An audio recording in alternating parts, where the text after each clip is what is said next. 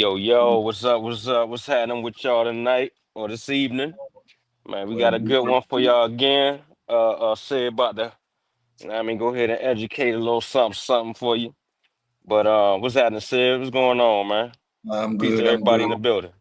Peace to everybody in the chat. Sorry that we're a little bit late. You know how it is. We're working people. We got things to do, but we're taking our time out to come and do the show for you. Share the show. Hit the like button. Tell a friend to tell a friend that we're in the building. We gonna have some fun tonight. Long overdue. Had this presentation ready for a while already. But we're here. I'm gonna give everybody a second to get in the building. So indeed. What's up, Miss Lisa? I see you, Miko One. What's up, Ramon? Lamar Pope, Tim Turner, Taj. What's happening with y'all, man? Scarab Chronicles. I see you. Aaron Yeah. Jackson, Moses 777. Lone Wolf, that's your boy, ain't it? Yeah, he yeah, said he said we beat him so bad the other day, man. He reported us, man. yeah. Reported us to the authorities. It's messed up, man. But it's all good. It's still love. Yeah, we having fun, man. We having fun. Shout out to my boy Zion Watch out. Check out our rap battle in these Facebook streets. We having fun, guys. We just having fun. Already.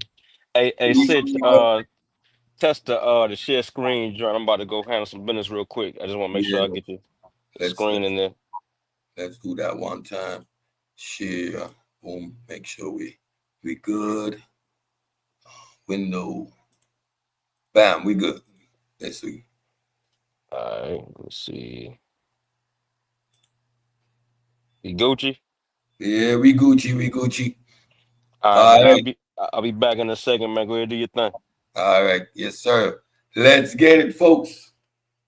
Long overdue. The Bible, fiction, fables, and fairy tales. Before we get busy, let's say once again, hit the like button, share the show, tell a friend to tell a friend. Again, we'd like to apologize, starting a little bit late. Examining the narrative structure, borrowed myths, and fictional elements in the Bible. Of course, as pseudo killers, we always like to preface what we're doing. The purpose of this presentation is to provide a critical examination of the Bible through the lenses of literature, history, and philosophy. Far from being a theological or devotional exercise, this presentation engages with the Bible as a cultural artifact, one that has had significant impact on societies around the world, but that also warrants scrutiny under the same standards we apply to other ancient texts and traditions. By analyzing the Bible's content, narrative structure, origins, and claims, we will argue that it fits squarely within the categories of fiction, fable, and fairy tales rather than historical documentation or divine revelation. While we are having our discussions in the Discord and we're talking about bookstores, it's always one of these fun facts that come up. A Greek mythology is in the mythology section. Norse mythology is in the mythology section because these are cultures or traditions that are not practiced anymore.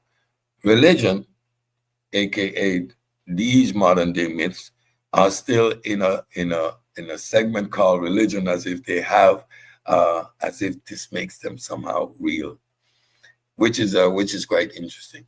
This presentation is not a critique of individuals' right to believe. Again, this presentation is not a critique on individuals' right to believe or the social role religion has played historically, but rather a challenge to the assumption that the Bible should be treated as a factual or authoritative account of reality. The aim is to dismantle this assumption using literary classifications, historical investigation, and philosophical reasoning. Let's go. Defining terms. When we say fairy tales, and so people get offended most of the time. Fiction, fables, and fairy tale. To avoid ambiguity, it is essential to define the terms that form the foundation of this critique. Fiction refers to any narrative that is a product of imagination rather than documentation of real events.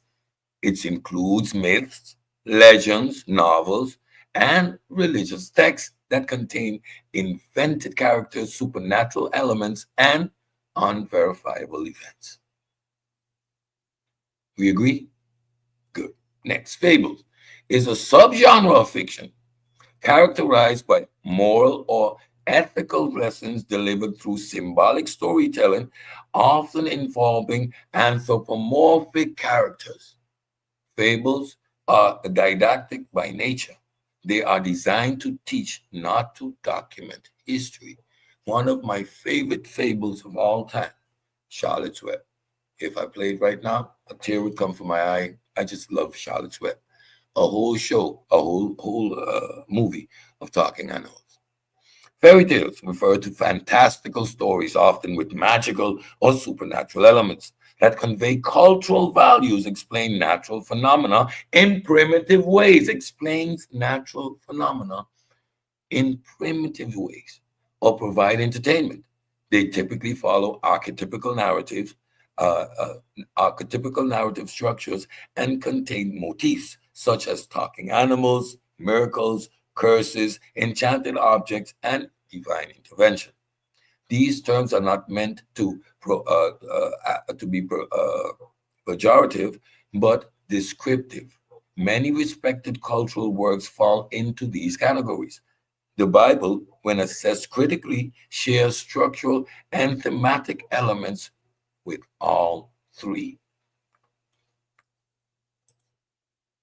Clarifying the scope, a literary, historical, and philosophical critique. This presentation is divided into three analytical domains. Literary critique, we will examine the Bible's narrative elements, genres, use of metaphors, allegory, and character construction. We'll explore how many of its stories follow literary tropes common to mythology and folklore. Historical critique. We will evaluate the Bible's historical claims against archaeology, linguistic, and documentary evidence. This includes an analysis of timelines, anachronisms, and the lack of corroborating sources for many key events. Philosophical critique. We will engage with the underlying metaphysical, ethical, and epistemological assumptions in the Bible. This includes a discussion on the nature of belief, the problem of divine command morality, and the implication of using ancient myths as a foundation for modern worldviews. By the end of this presentation, the audience should have a clearer understanding of why the Bible, when stripped of religious reverence, reads more accurately as a composite work of fiction, moralistic fables, and fairy tales rooted in ancient myth-making traditions. I am I am not new to this position. This is a position that is often echoed by many true academics who actually study history and the Bible in this context. The Bible as fiction, literary devices, and narrative structure. The Bible employs a variety of literary devices common to fiction. These include symbolism, allegory, hyperbole, uh, repetition of for emphasis, and a parallelism, especially in poetic and prophetic books. It uses story arcs, plot-driven conflicts, and resolution in ways akin to ancient mythologies and epics such as the Epic of Gilgamesh and the Iliad. Books like Genesis and Revelation utilize mythopoeic language, a style meant to convey existential or metaphysical ideas through narrative, not historical reportage. Genesis chapter 1 through 11 are essentially rich in ethological tales, stories that explain the origins of natural phenomena or cultural practice through fantastical elements, such as talking snakes, Genesis 3, a worldwide flood, Genesis 6 through 9, and the Towers of Babel, Genesis 11. Source, see the source there, are Alters, 2011, The Art of Biblical Narrative, basic books. Let's go. Plot, character archetypes, and symbolic storytelling. The Bible contains reoccurring archetypes that align closely with traditional mythic, and folkloric storytelling. These include the reluctant hero, Moses, Jonah, the wise king, Solomon, the righteous sufferer, Job, the miraculous savior figure, for example, Jesus, the tyrant oppressor for Pharaoh Nebuchadnezzar. Each narrative follows familiar arcs: fall, trial, redemption, or punishment and restorations, pattern common across world mythology. These stories are saturated with symbolic meaning, often detached from any verifiable historical setting.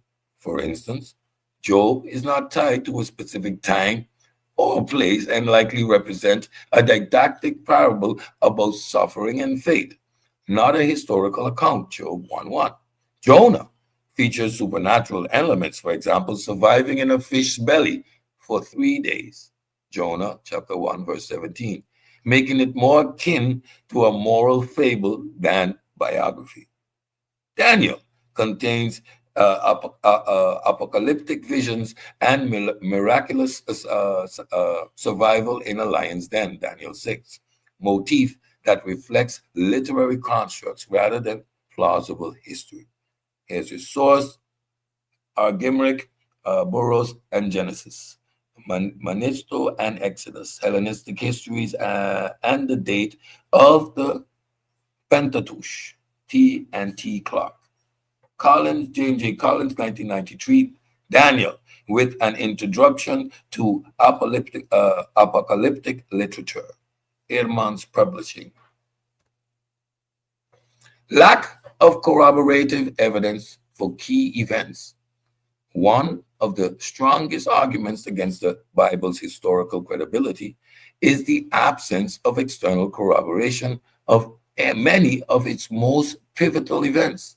No Exodus in Egyptian records. Again, no Exodus in Egyptian records. The Exodus, arguably one of the Bible's central stories, is absent from Egyptian records. No inscriptions, papyri, or temple carvings describing a mass departure from Hebrew slaves, plagues, or the drowning of an Egyptian army. Source: Finkelstein. That's a well-known source. The Bible on Earth: Archaeology's New Vision of Ancient Israel and the Origins of its Sacred Texts. Egyptians were meticulous record keepers, documenting everything from foreign invasions to cattle inventories. The absence of such a monumental event strongly suggests that it did not occur. As a matter of fact, there is no archaeological evidence to support a mass exodus. No archaeological evidence of Moses or a global flood. There is no archaeological evidence. Again, there is no archaeological evidence for the existence of Moses or a Hebrew population wandering in the Sinai for 40 years. Extensive archaeological surveys conducted across the region have failed to uncover remains consistent with a mass migration or encampment of hundreds of thousands of people, more like millions of people. Similarly, the global flood narrative in Genesis 6-9 lacks geological support. Flood myths are widespread across cultures, indicating a shared mythological motif, not an actual global event. If you understand how around that Fertile Crescent and the flooding took place in history, also in Egypt for a long time when the Nile was so wide and rough, you could not live along the Nile due to flooding, right? So this is part of that region's tradition and history. Doesn't mean that it was a global flood, not to mention the story behind it. Historical revisionism and contradictions with external sources. Biblical history often conflicts with external historical records, particularly those from the Babylonian, Assyrians, and Persian empires. The book of Daniel suggests that Belshazzar was the king of Babylon at its fall, Daniel 5.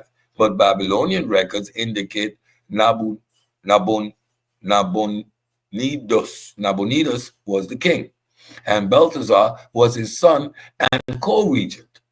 The conquest narrative of Joshua contradicts archaeological findings which show Jericho and many other Canaanite cities were either uninhabited or not destroyed in the time frame given. Source, Deaver, 2003. Who were the earliest Israelites and where did they come from? The St. Edmunds Publishing. The Bible claims that, what is that? Sennacherib, king of Assyria, was repelled from Jerusalem by divine intervention, Kings 2, verse 19. However, Assyrian records, such as the Taylor prison, affirm that he besieged Jerusalem, but did not claim to have failed. He extracted tribute from Hezekiah instead. So if he's extracting tribute, that means they conquered and made them a subservient, a province. Such contradictions suggest that the biblical authors were often engaged in theological storytelling and nationalistic myth-making rather than preserving accurate history. The God Killer always says this. The Bible is a cultural container of these people in this specific region in specific time. They're telling their story. The Bible has fable, moral tales with animal characters and supernatural lessons. One of the hallmarks of fable is its use of animals and supernatural occurrences to convey moral or ethical teachings. The Bible, though often revered as a sacred scripture, contains several stories that mirror this literary genre in both structure and purpose. A classic example is found in Numbers 22, verses 21 to 34. I did my favorite, where Balaam's donkey miraculously gains the ability to speak in order to warn the prophet Balaam. This talking animal intervenes to prevent his master from defying God's commandments, serving as a moral agent and voice of divine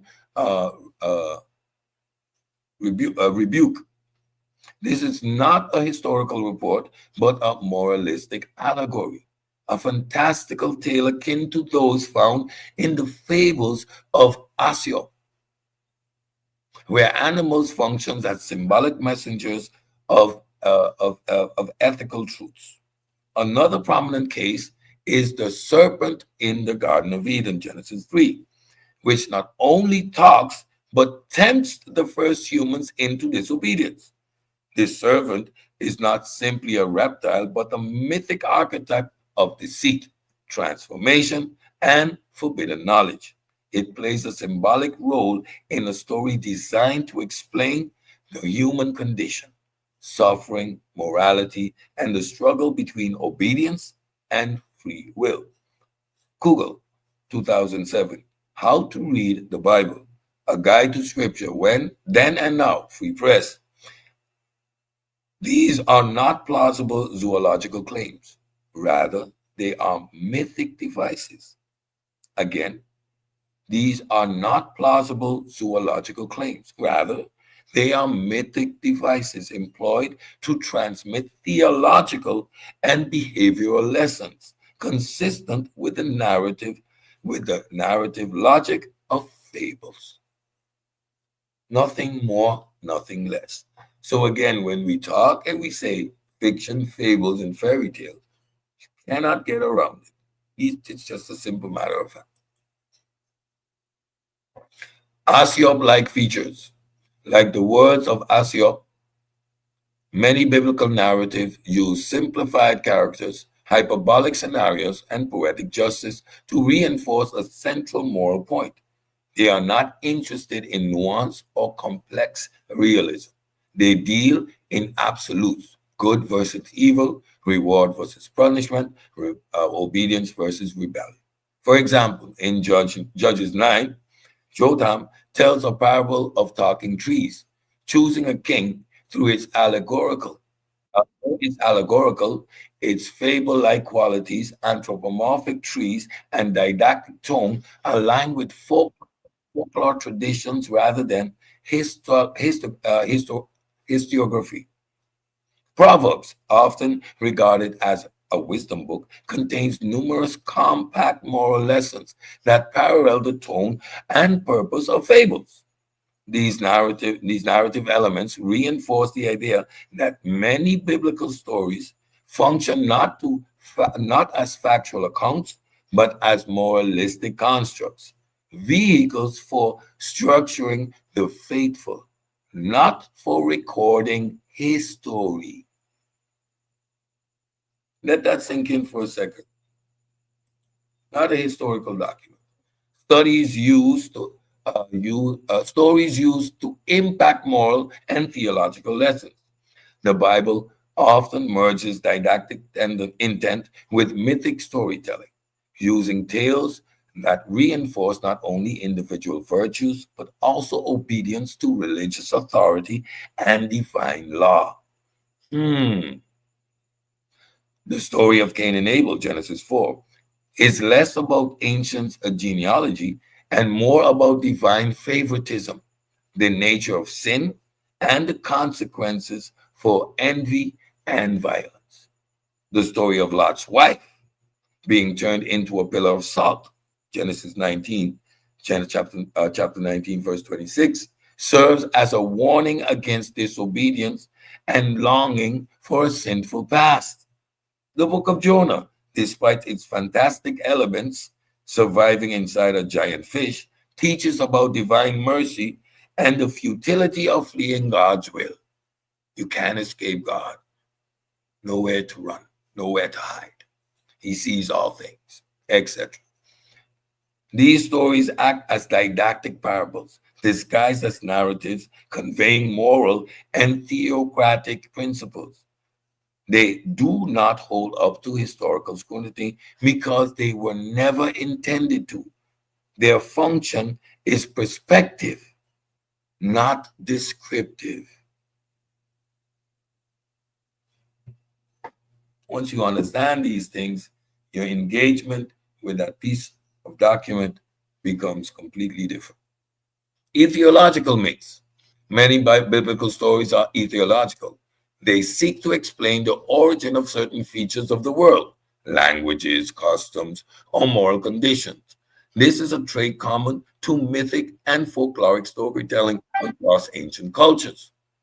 The Tower of Babel, Genesis 11, explains the diversity of languages and dispersal of peoples, attributing it to divine intervention against human arrogance. And even as a kid, I'm sure when you heard that story, you were thinking, okay, yeah, this is how we get languages in the world.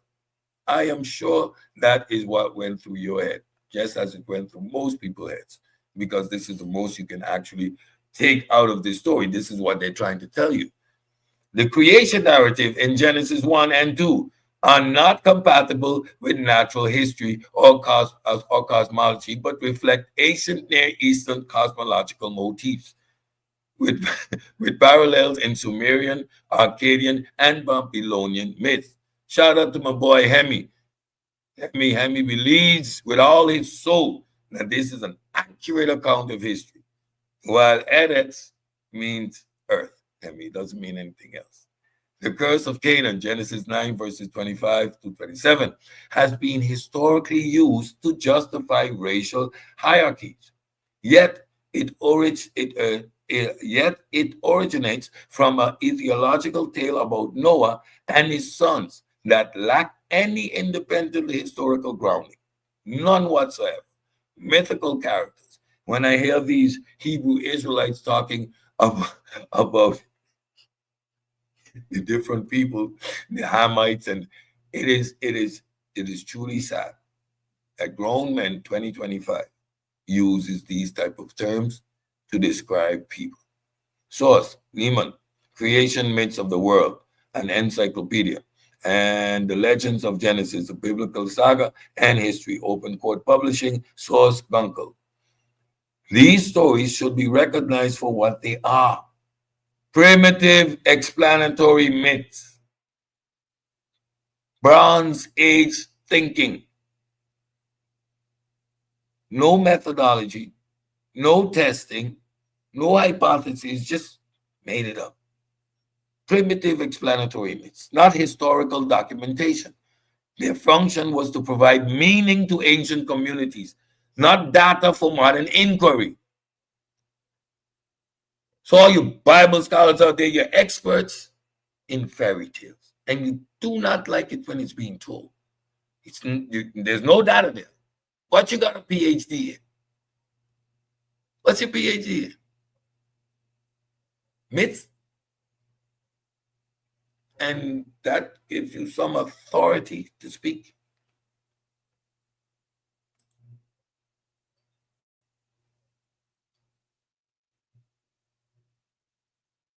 The Tower of Babel. People attempt to build a tower to reach the heavens, but God confuses their languages and scatters them, showing that pride and arrogance can lead to destruction and confusion, while humility and unity can bring success. They were trying to build a tower to reach to God. God got scared. He didn't want them to reach so high. So he confused their languages. I'm just saying. The Bible has fairy tales, fantasy elements. The Bible is replete with fantastical elements that align more with the genre of fairy tales and myth than with historical realities. These include beings and events that defy natural law and reflect the poetic imagination of ancient cultures. Angels and demons populate both Old and New Testaments as literal supernatural entities influencing human affairs. For example, Genesis 19, Daniel 10, verse 13, and Matthew 4, verses 1 to 11. Don't forget, we got angels telling Mary what she needs to do and how things are going to do it. Hey. The Nephilim, described as giants or son of God or sons of God, mating with human women, Genesis 6, verses 1 through 4, echo the mythic hybrid creatures found in other ancient Near East and Greco-Roman mythologies. The book of Revelation is filled with dragons, multi-headed beasts, flying angels, lakes of fire. Revelation 12, 2 and 13 closely resemble apocalyptic fantasy literature more than theological doctrine. These elements serve no realistic or empirical function, but instead contribute to the mythological dreamscape typical of fairy tales and mythic traditions. So we watch Lord of the Rings and don't realize that that structure comes right out of the Bible. Do you know what the Nephilim are? In Genesis 6, a mystery unfolds the story of the Nephilim. These beings, born from the union of fallen angels and human women, were known as the Fallen Ones, or the Nephilim, which alludes to their celestial and earthly origins. David fought one of the Nephilim descendants when he faced off with Goliath. These beings were giants, possessing extraordinary strength and stature, but their existence raises profound questions about the mingling of divine and mortal realms. The Promised Land, tainted by their existence, bore witness to giants, the offspring of this unholy union. But the question lingers. What was their purpose? Why did these Nephilim walk the earth? What sinister purpose guided their presence on earth? Yeah. Storytelling.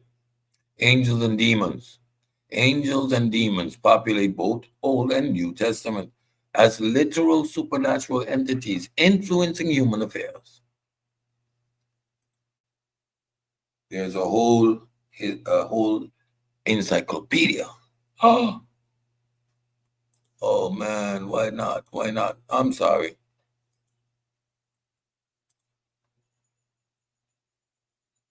Nope, video cannot be found. I'm sorry. The Bible has fairy tales. The book of Revelation is filled with dragons, multi-headed beasts, flying angels, and lakes of fire. Let's see if this one is going to give us a visualization. Yes, there we go. It is written in the book of Revelation that John saw a beast coming up out of the sea. It had 10 horns and 7 heads. Each of its horns was decorated with a royal crown, and on its heads were blasphemous names. The beast that John saw was like a leopard. Its feet were like a bear's, and its mouth was like a lion's mouth. The dragon gave it his power, throne, and great authority. One of its heads appeared to have been slain and killed, but its deadly Are you supposed to be playing some sound? No sound, said. And no sound? The beast. They worshipped the dragon because it had given Sound just came in. You good? Go ahead. The first part, no sound.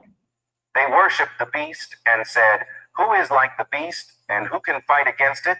The beast was given a mouth that spoke boastful and blasphemous things, and it was given authority to act for 42 months. It opened its mouth to speak blasphemies against God. It blasphemed God's name and his dwelling place. There you go. Angels. This is in the Bible. Bible is telling you about angels blaspheming God's place. Y'all with me? Miraculous and magical themes. Much like traditional fairy tales, the Bible presents miraculous events that suspend the laws of physics and biology, offering divine magic as proof of supernatural authority. So now you're going to magic, and magic proves the supernatural exists.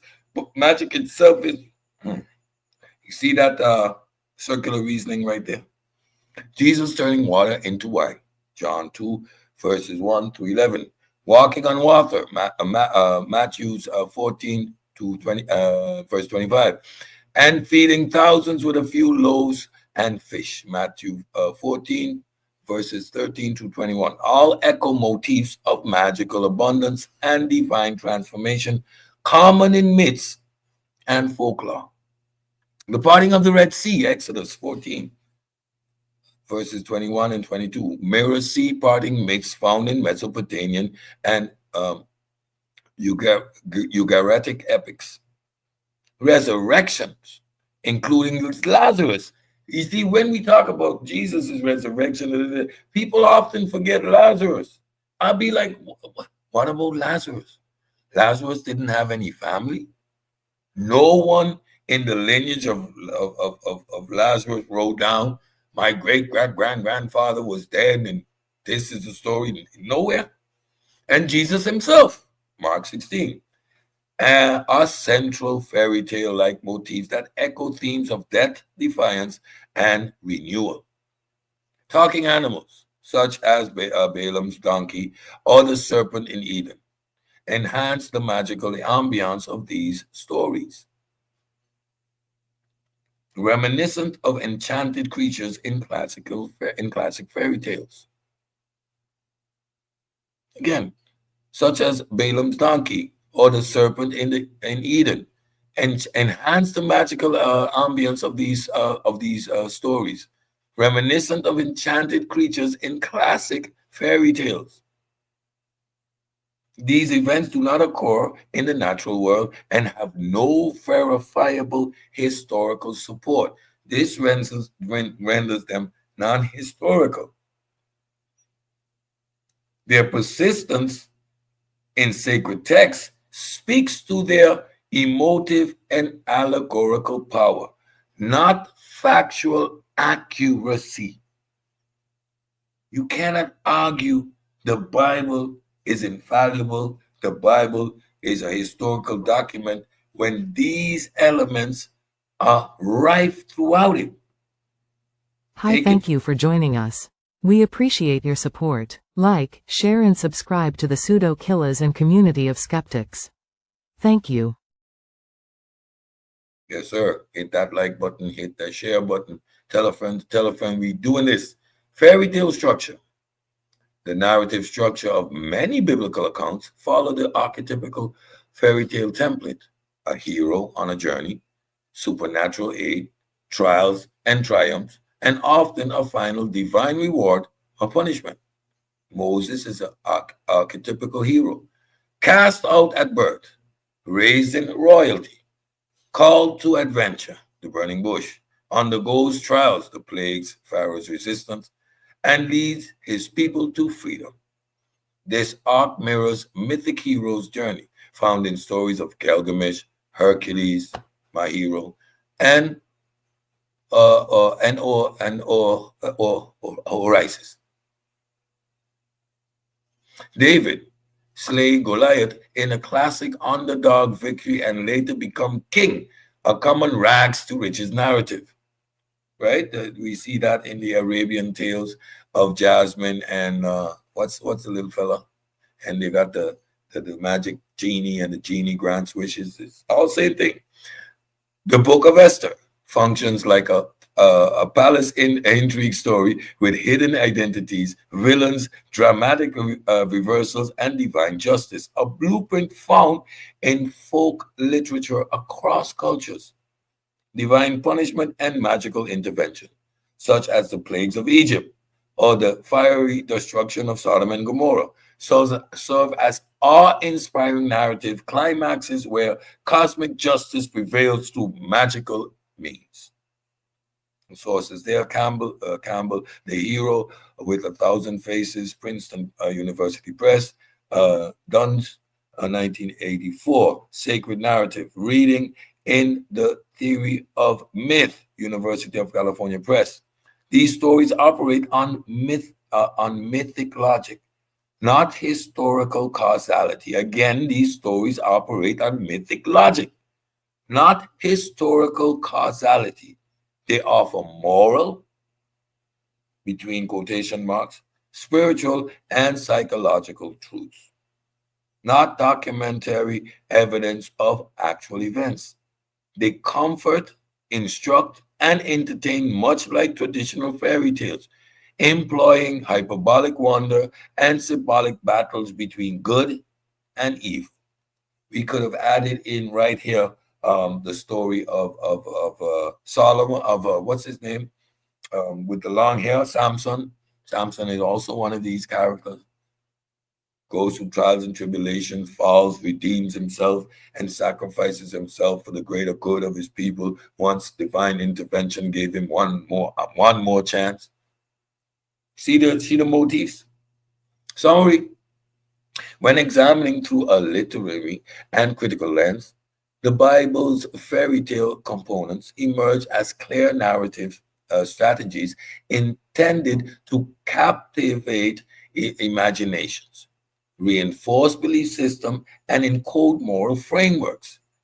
While meaningful to communities of faith, these stories lack the empirical grounding and historical corroboration that separates myth and literature from objective history. The Bible, much like collections of ancient myth and folklore, utilizes the timeless tools of fantasy to convey cultural values, religious doctrines, and human hopes, making it a theologically driven anthropology of sacred fairy tales, not a reliable historical document. Contradictions and internal inconsistencies. While literary and mythic features in the Bible suggest symbolic storytelling, its internal contradictions further undermine claims of its divine inspiration or historical accuracy.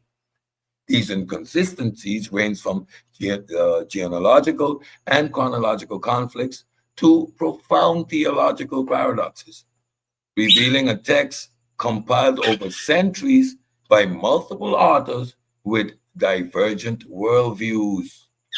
Like we examined in that series, when we were examining where the concept of spirit came from, we saw that the Bible, the Jewish text,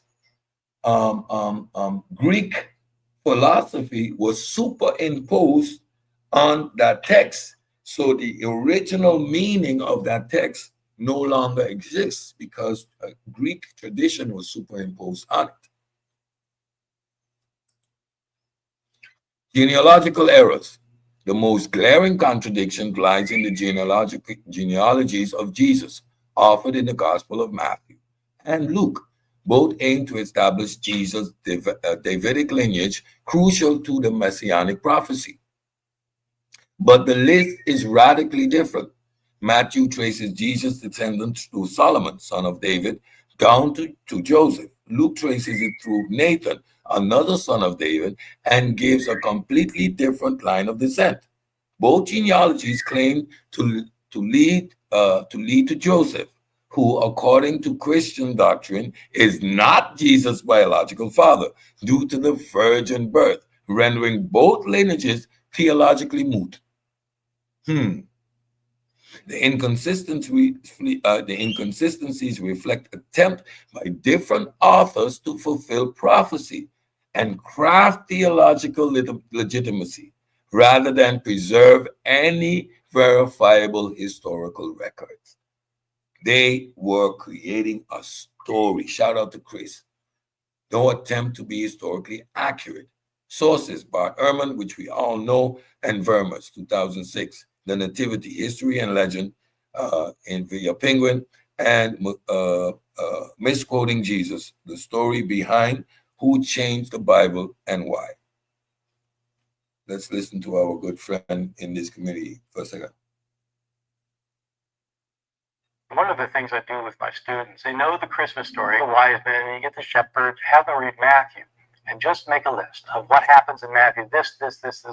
Then I have them read Luke and make the same list for Luke. And is there anything that cannot be reconciled? It blows their minds. You realize, whoa, after Jesus is born, Mary has to make an offering in the temple. And then they go straight back to Nazareth, which is about 100 miles to the north up in Galilee. In Matthew's gospel, Jesus is born and Joseph is warned that Herod is now going to try and kill the child. And so Joseph takes the family and goes down to Egypt, and they stay there till Herod dies. When they hear that Herod dies, they come back. They can't resettle in Bethlehem like they want. They resettle in Nazareth. If Matthew is right that they went down to Egypt for months or years or however long, how can Luke be right that they immediately returned to Nazareth?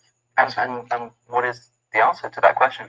I don't know. I don't know. I mean, you have to make something up. You have to make something up. Interesting. Chronological problems. The Bible often presents conflicting timelines, particularly in the nativity narratives and resurrection accounts, where key events are reported differently. In Matthew 2, Jesus is born during Herod the Great reign, who died in 4 BCE, and the family flees to Egypt. In Luke 2, Jesus is born during the census of Quirinius. Oh, sorry, butchering those names, which took place in 6 BCE, a 10-year discrepancy that historians cannot reconcile. Let that sink in for a second. Matthew presents a magi visiting Jesus in a house, not a manger, while Luke encloses shepherds and emphasizes the settling in a stable. These divergent stories reflect distinct theological agendas rather than consistent historical reporting. Source: Brown, 1993, The Birth of the Messiah, a contemporary commentary on the infancy narrative in the Gospels of Matthew and Luke. Doubleday, that's a publishing. Likewise, the resurrection account across the Gospels differ in the number of women at the tomb, the number and the identity of angels, and the post-resurrection appearance, further complicating any harmonized narrative. Source: Bart Ehrman, How Jesus Became God.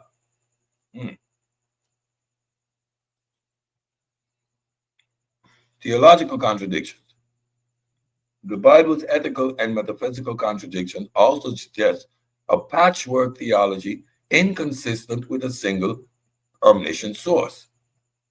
God is described as merciful and loving in Psalms and in John, yet also orders genocide in Deuteronomy, destroys cities in Genesis, and punishes eternally, Matthew 25, verse 46. The concept of justice is often incoherent. Children are punished for the sins of their parents, Exodus 20, verse 5, while other passages assert that each person is responsible for their own actions, Ezekiel 18, verse 20. The concept of salvation varies widely. Paul emphasizes faith alone, Romans 3, verses 28. James insists on faith plus work, James 2, verse 24. And Jesus emphasizes following the commandments and giving to the poor, Mark 10, verses 17 to 22. Sources: Armstrong, History of God, and Borch, 2001, Reading the Bible Again for the First Time. Such contradictions challenge the notion of divine consistency. Rather, they suggest multiple theological traditions: priestly, prophetic, apocalyptic, and wisdom literature, all competing and occasionally clashing within the Bible canon and within the biblical canon. That's why you are left confused. Summary: the Bible internal inconsistencies are not minor transcriptional errors, but fundamental structural problems that reveal the complex editorial history of a human authored ontology.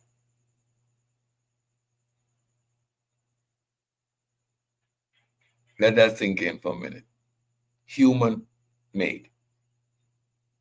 Whether in genealogical, timeline, or theological, these contradictions point not to a divinely dictated text, but to a literary mosaic of evolving doctrines, political motives, and cultural reinterpretations. Together with its literary motif and mythic structure, these contradictions firmly ground the Bible as a human creation, prone to error, revision, and ideological bias, hallmarks of fiction, fables, and fairy tales. The cultural and psychological roots. The Bible, like many sacred texts across civilization, emerges not from divine dictations, but from deep-seated cultural, psychological, and cognitive processes inherent in human nature. Understanding its origins requires examining how myth-making, oral tradition, and cognitive bias shapes the narratives that were later codified into religious scripture. Human need for myth-making. From prehistoric cave art to modern cosmologies, humans have consistently sought to explain the unknown through storytelling. Myths serve as narrative frameworks to articulate existential questions: origins, morality, death, suffering, and the cosmos itself. The Bible fits within this universal tradition of mythotopia. Myth provide order and meaning in the face of chaos and uncertainty. They offer communal identity and shared purpose. They justify social norms, kingship, gender roles, and divine mandates. Scholars like Joseph Campbell and Mircea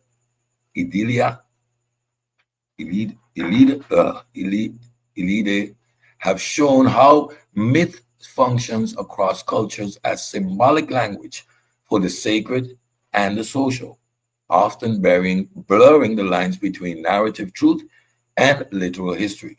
Source: J. Campbell, 1949. The Hero with a Thousand Faces, Princeton University Press. The Bible structure in mythology: creation accounts, flood myths, cosmic battles, chosen people, savior motifs, echoing earlier Sumerian, Akkadian, Canaanite, and Egyptian sources, revealing how biblical myths are localized expression of pan-human storytelling patterns. Another point we often make: it is a story that is centered on a particular geography. These people had no notion of the rest of the world. They were so close to Africa, yet they only knew their immediate neighbors, Egyptians and the Nubians, maybe the Ethiopians, some of them. That's about it. They had no consciousness of the wider world. Oral traditions and the evolution of religious texts. Before the invention of writing, oral transmission was the primary vehicle for preserving and transmitting cultural knowledge. These oral traditions were fluid, adaptable, and often embellished over time for rhetorical effect, audience engagement, and mimicry and memoric ease. The Old Testament, the Tanakh, was composed over several centuries, drawing on oral folklore, poetic hymns, and tribal legends from various ancient Near Eastern societies. Stories like Genesis, Exodus, and Judges bear the hallmark of oral tradition. Repetition, formulatic phrasing, numerological symbolism, and moral simplification. Modern scholarship, particularly from the documentary hypothesis, JEDP, showed that the Pentateuch is a compilation of multiple sources written centuries apart, often contradiction or reinterpreting earlier versions. Friedman, who wrote the Bible, and Cross, Canaanite Myth and Hebrew Epic, Harvard University Press.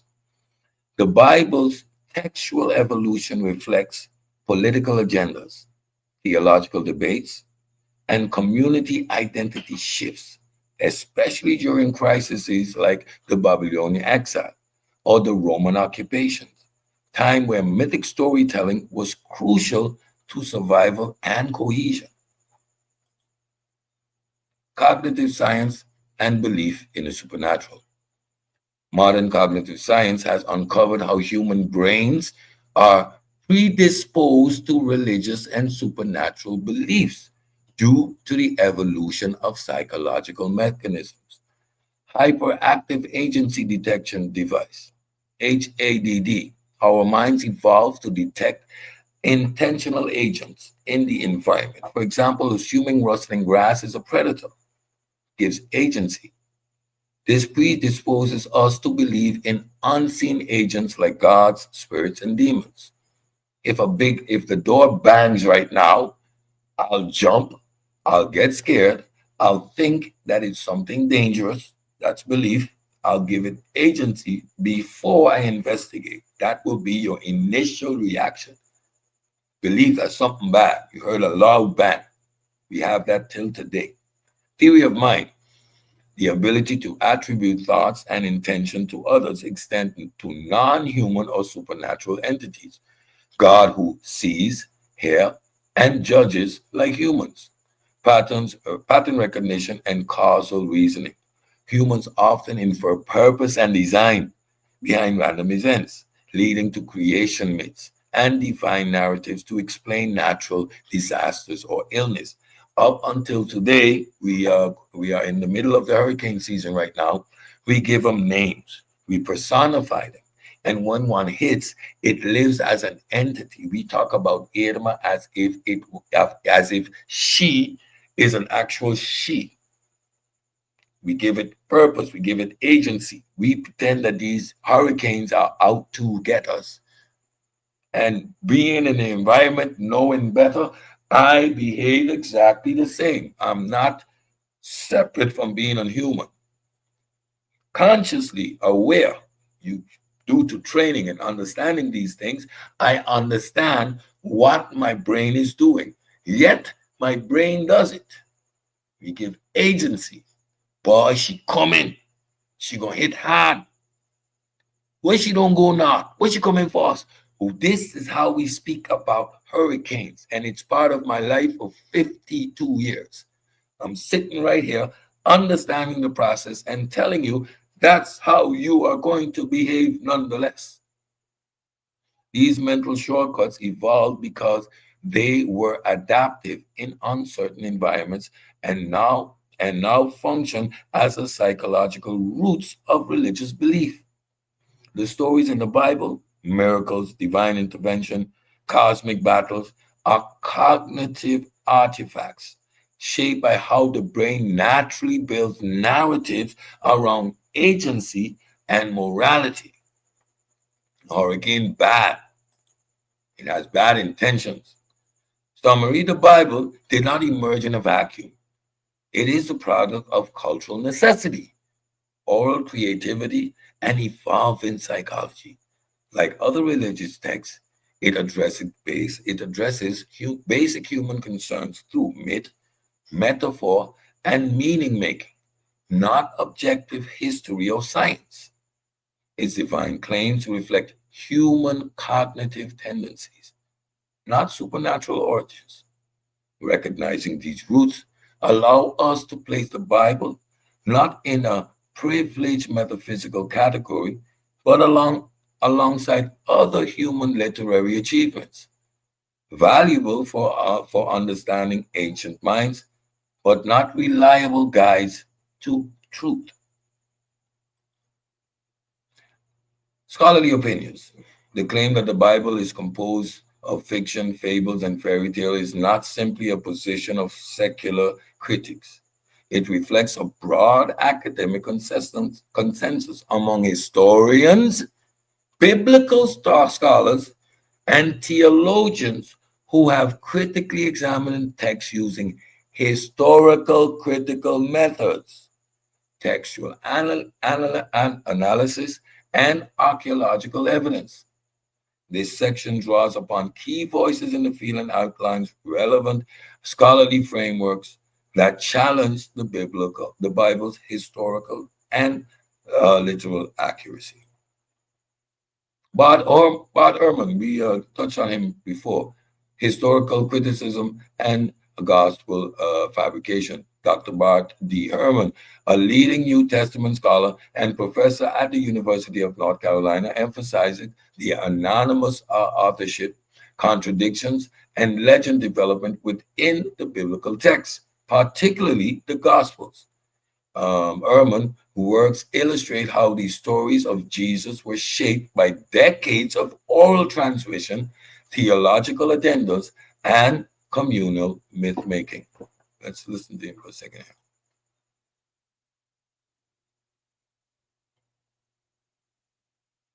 These gospel writers were not the disciples of Jesus. These gospel writers were writing in literate Greek. These are highly educated Greek-speaking Christians living decades later. Most people don't realize this. They've heard stories about Jesus that they write down.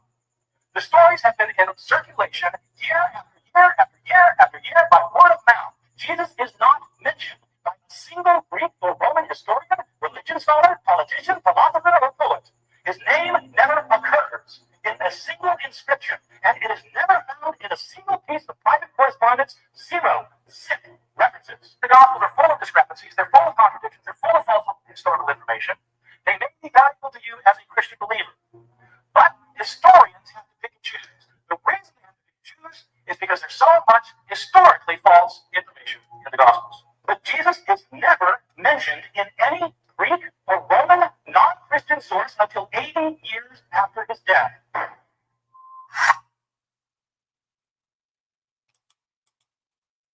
Richard Carrier, the mysticist position. Richard Carrier has recently been challenged. His work has been actually peer reviewed by two scholars in Norway, and there are some problems with his work. Let me say that up front, and he will have to be addressing these arguments pretty shortly. Dr. Richard Carrier, a historian and philosopher of science, argues that the Bayesian historical framework that Jesus may never have existed as a historical figure. Carrier represents the mythicist position, which holds that Christianity began as a mythological narrative, not as a biography of an actual person. The Gospel are a form of historical fiction akin to hagiographies and Greco-Roman biographies that often blurred fact and fables of religion or philosophical purposes. Richard Carrier.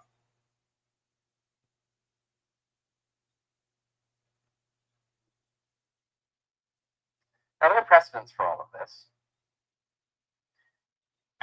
Many of you might know that there are tons of dying and rising gods in the ancient world. This is often modern scholars, especially who like Christianity, insist on trying to deny this, but I've documented extensively. The evidence is very clear and undeniable that there were at least these five that predate Christianity as dying and rising gods. Osiris, I just mentioned.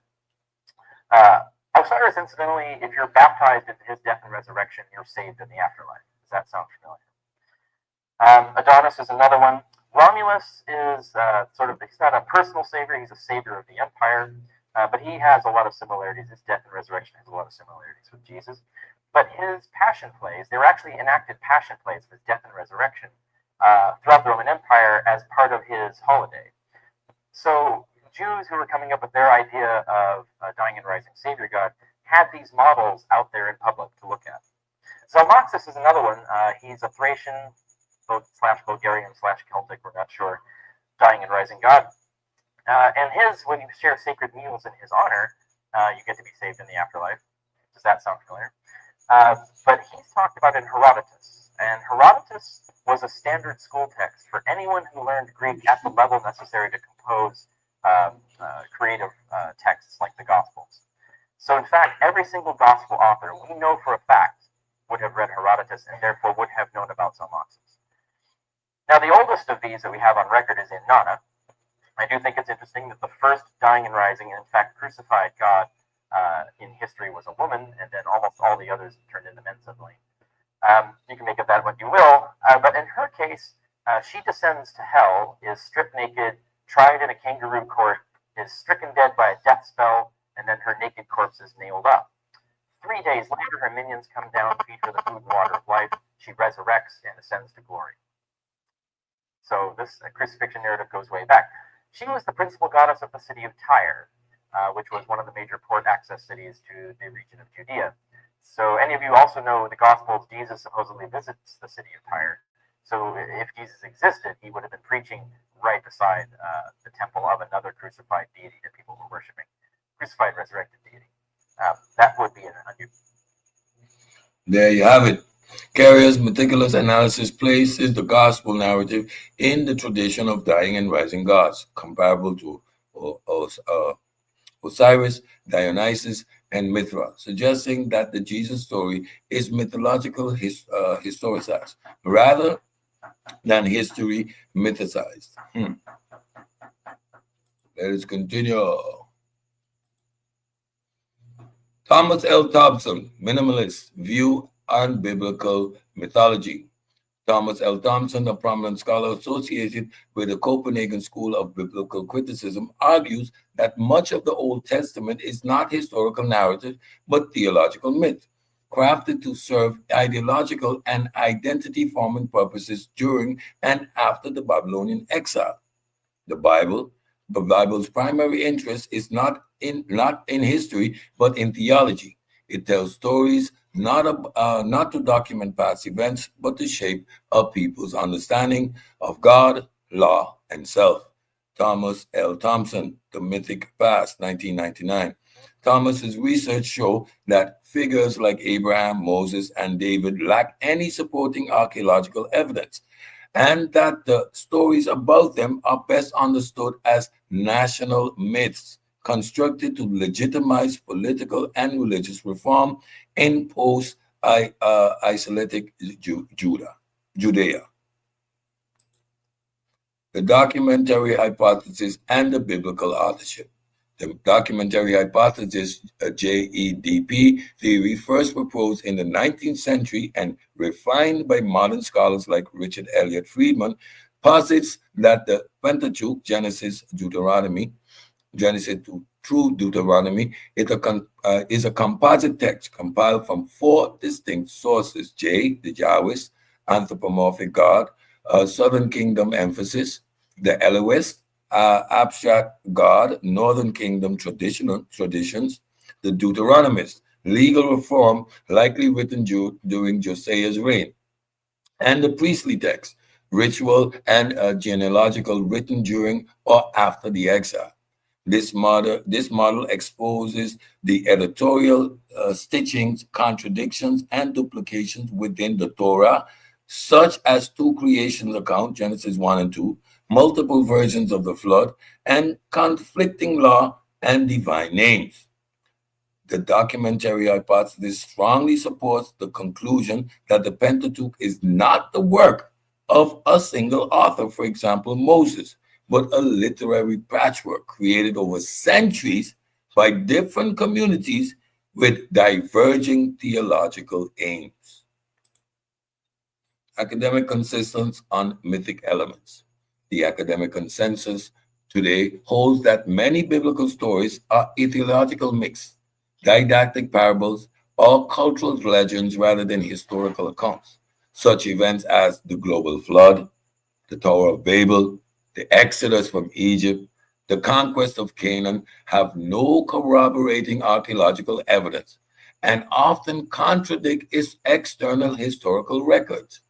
Again, key source Finkelstein and his colleagues, the Bible on Earth, Archaeology's New Vision of Ancient Israel and the Origins of its Sacred Text.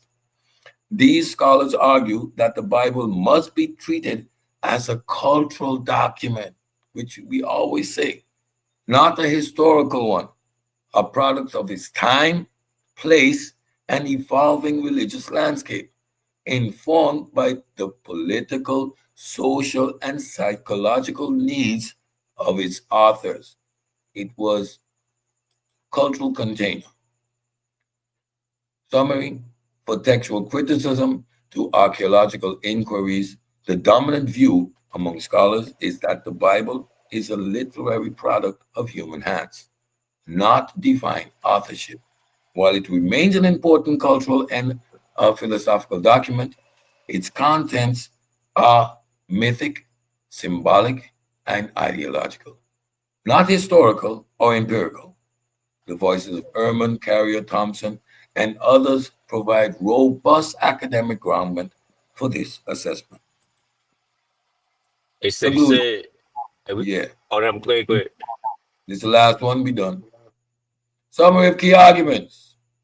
Throughout this presentation, we have critically examined the Bible not as a sacred or infallible document, but as a human literary product, rich in narrative devices, symbolic elements, and cultural mythologies. By dissecting its structure, content, and context, we've demonstrated that the Bible utilizes literary framework consistent with fiction, structured plots, archetypical characters, thematic storytelling, and moral symbolism. It incorporates fables and ethological myths, narratives that explain cultural customs, natural phenomena, or social origins through supernatural and allegorical means. It reflects fairy tale motifs, replete with magical occurrences, talking animals, divine intervention, and cosmic battle between good and evil. The text is riddled with internal contradictions and inconsistencies, theological, chronological, and genealogical, that undermine its reliability as a coherent, unified revelation.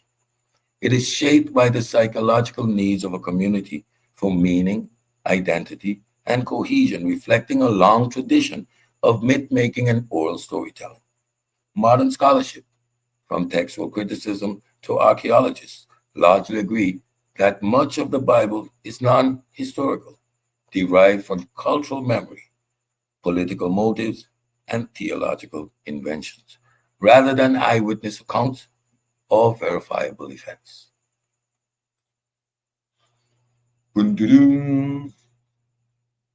Why understand? You want to take a break? We can stop here.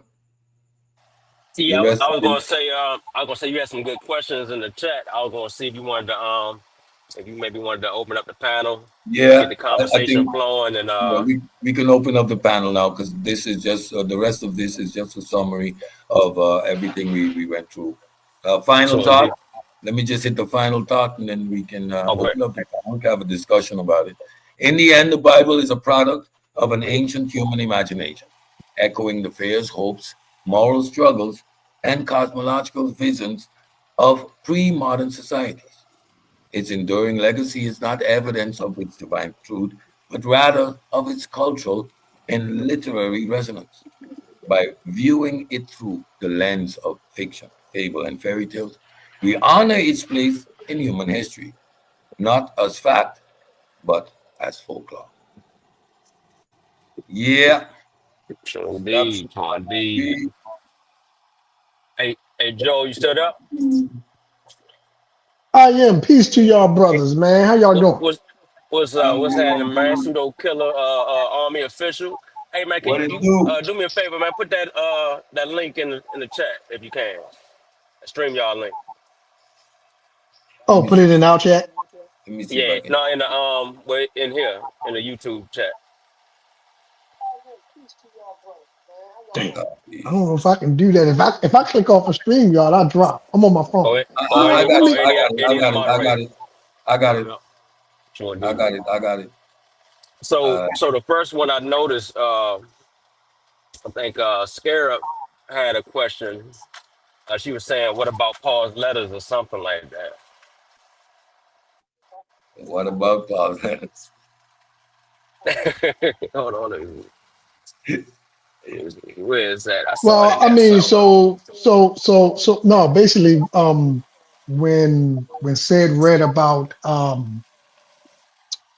yeah, I think you read about Paul, and when you reference him, that's when she pointed out that, hey, Paul is he's somebody that they look at as historical, you know, and Oh, so you can't oh, like you put the you you, hold on. You put the you Discord can't in. discredit. No, I was saying put the StreamYard link in. It said, I tried. I removed that one. Right? Yeah. "Yeah, yeah, I got you." I'm a Yeah. matter of fact. Give me 2 minutes. Go ahead, Joe. My bad. Yeah, yeah, well, you got it up there. What about Paul's letters? They mentioned Jesus just a few years after the proposed date of resurrection. So I guess he was pointing that, I guess that was from Richard Courier being played, Yeah. which I tend to agree with her. Richard Courier got his opinion. There's others who would disagree with him that Christ was a historical person. Yeah. Um, um, Yeah. I don't argue that point necessarily. The modern scholarship and the consensus is that he was a historical individual. There is a body of actual academics that have pushed back, and that's why mythicism is an actual thing.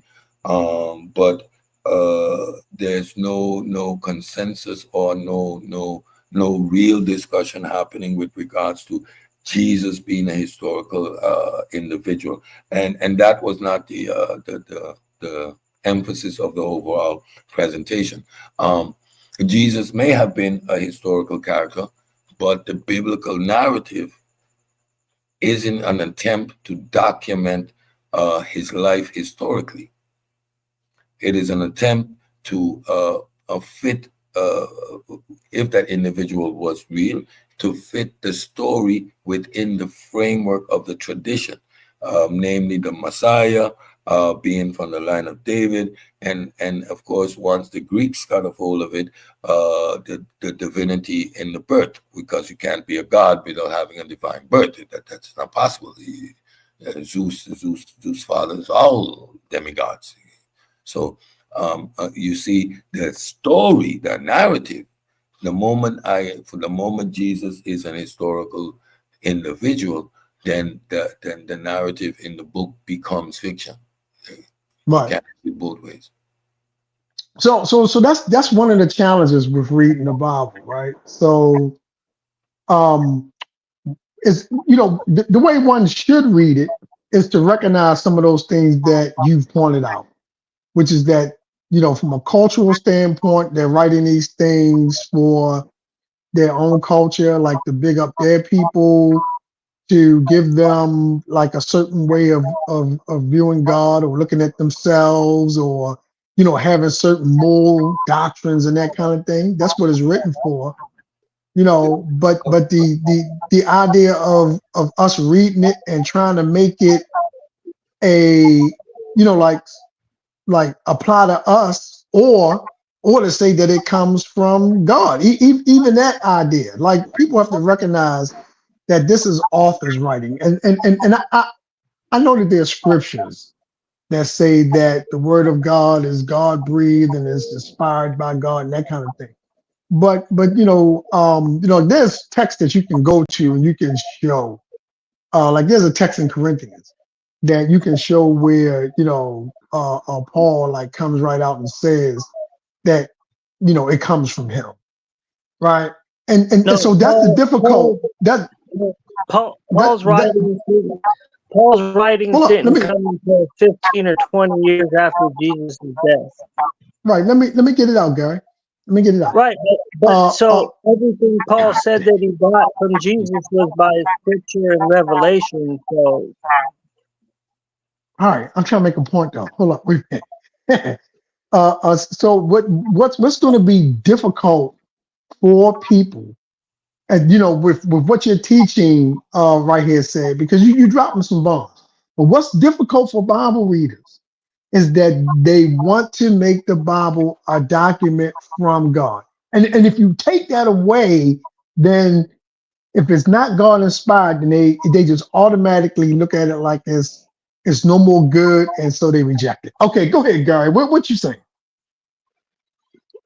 so what I was saying was that Paul's letters didn't start until 15, 20 years after Jesus' death, and like that's a whole lifetime, because back then the life expectancy was about 30 years old.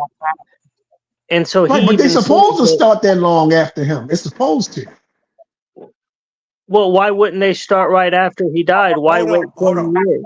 Hold on. Because the Bible don't even paint a narrative like Paul became a disciple right after he died. Joe, calm down. Wrong question. So I heard what you said. What up with it, y'all? What up? This What's the happening? Say to you.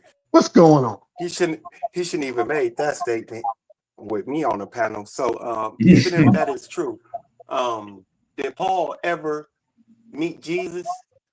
And when did Paul, in his writings, say that he met Jesus in person? He gives a story, No, not you, Joel. Joel, okay. not you. The person who just made that claim that Paul's letters, which I don't agree with, don't disagree with, was 15, 20 years after his birth, maybe around, maybe 25 years later, somewhere in there. But did Paul and Jesus ever meet? And when did Paul ever say that he met his so-called Jesus? No, Gary's agreeing with you. He's actually making the claim. First of all, get what I said correct. What I said was, no, you didn't. What I said was that the letters of Paul were 15 to 20 years written after Jesus' death, and Paul said that his only experience with Jesus was through revelation and scripture. I never said he saw him. Nope. Oh, okay. Yeah. My fault. I thought you said that they met. No. Because I must have been trying to connect when it's all good. Phone, so Samuel just always hype. That's all that is. So then the other problem you have with the Gospels is the Gospels weren't written in the language of Aramaic, which was the people who was around during that time. The Gospels were written way later, lifetimes later, and they were written in Greek. In Greek, so you had to be highly educated to know Greek. And you had to learn. I don't know about all that. You had to learn. They had to learn. They had to learn. Yes, they were educated in Greek. The Gospels are written in Greek, and they have a very Greek motif. Again, we've established already in my presentations that the Greek philosophy was superimposed over the Jewish text, right? So it took on a whole different meaning. Yeah, but my point was that the people who were around Jesus at his time, his disciples, they spoke Aramaic, not Greek. That was Exactly. my point. Exactly.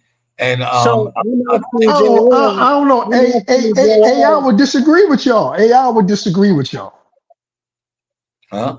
No. I Yeah, you said, know how we do it. Pull it up in the AI GCC. would disagree with y'all. That's what I said. Go ahead, As far as what? Go ahead, share your screen. As far as Darn it, I what? can't share my screen. I'm on my computer. That the disciples didn't Okay, speak let me read Aramaic? something. Can I read? Go ahead. What I did AI typed say in. that the disciples spoke? I typed in my AI. I said, did the people in Palestine speak Greek? It said yes. People in Palestine spoke Greek during the 1st century CE. No, Greek was the ask the dang Jesus disciples speak Aramaic. Ask that can't say question. nothing around here without The somebody original, cutting you off. the original language of the Do gospel was primary you want coined. me to change the question? You want me to change the question? No, I want you to no, ask You're gonna catch an the L no matter I'm how I asking do it. You're gonna catch an L. Won't you just let me read what I'm reading? No, you're asking the wrong question, Joel. Hi, thank you for joining us. We appreciate your support. Like, share and subscribe to the Pseudo Killers and community of skeptics. Thank you. You're welcome. What do you want me to ask? Go. What Did the language? disciples speak Aramaic?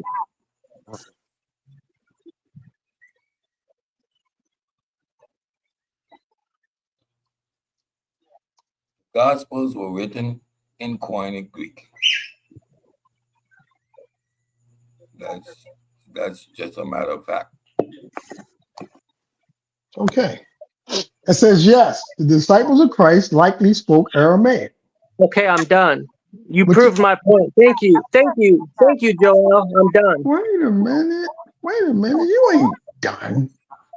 Oh, I'm done because you Oh, Joe, don't tell me killed you This, already, said man. what I said. this Joel, what Joe said language you ain't done. was the gospel written? What language was the Wait a minute, gospel won't y'all written in? slow down, man? Why y'all so hyper? Hey, how Chief X say, why you Nobody's nervous? hyper. Why you nervous? Okay, so You now, just said that Gary, what I said wasn't Gary, true. hey, And Gary, then when you type the question in, let's your let question me answered read. exactly what I said. So how am I getting excited? Like you Let proved me me, right. you won't, no. Yes, Anybody can, I anybody said that can the disciples speak pigeonhole, anybody Aramaic, can, and when you looked it up, it said yes. yes, nobody was going to disagree with So that. that If you would agrees have with asked what me I that, I wouldn't said. have disagreed. But Okay. so you Hold on, obviously y'all. disagreed if you looked it up. Because if you agreed with it, you would have just said, "Yeah, you're right." All right. So now I typed in the same thing. Did the disciples of Christ Hold speak on, before you Greek? do that, Joe. Hold on, before you do that, Joe. We gotta. Oh, now Mike gone. I thought he was still in here. My bad. But go ahead.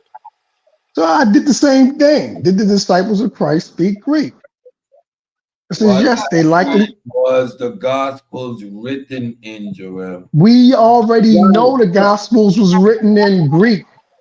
Let's When were not the do gospels? that. Let's not do that. Well, I'm trying to have a So discussion with Gary about what they nobody's saying spoke. anything. Nobody's saying Oh, anything about them man. speaking Why in you Greek. nervous? The two You things allow in me to read what you contention wanted me to are read, but you don't want me to no. read the next question.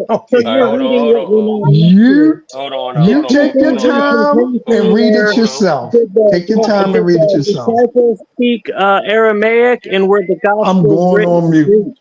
I'm What going you on mute. answered was not You either can't one handle of this those two conversation. It's questions. too heavy for you. Hey, I'm on mute. No, I hold can on, handle it. hold on, Gary, hold on, Gary. You can Hey, try to hey, talk Gary. all over you want, but you're not answering the question. Hey, Gary, we gonna get back to it. Hold on, man. We got Sunchild in the building, man. I just want to acknowledge him real quick. What's up, dog? What's good with you? Ain't too much, man. It's one of your favorite Sunshine, what subjects, it huh? do, man? What's going on, pseudo villains?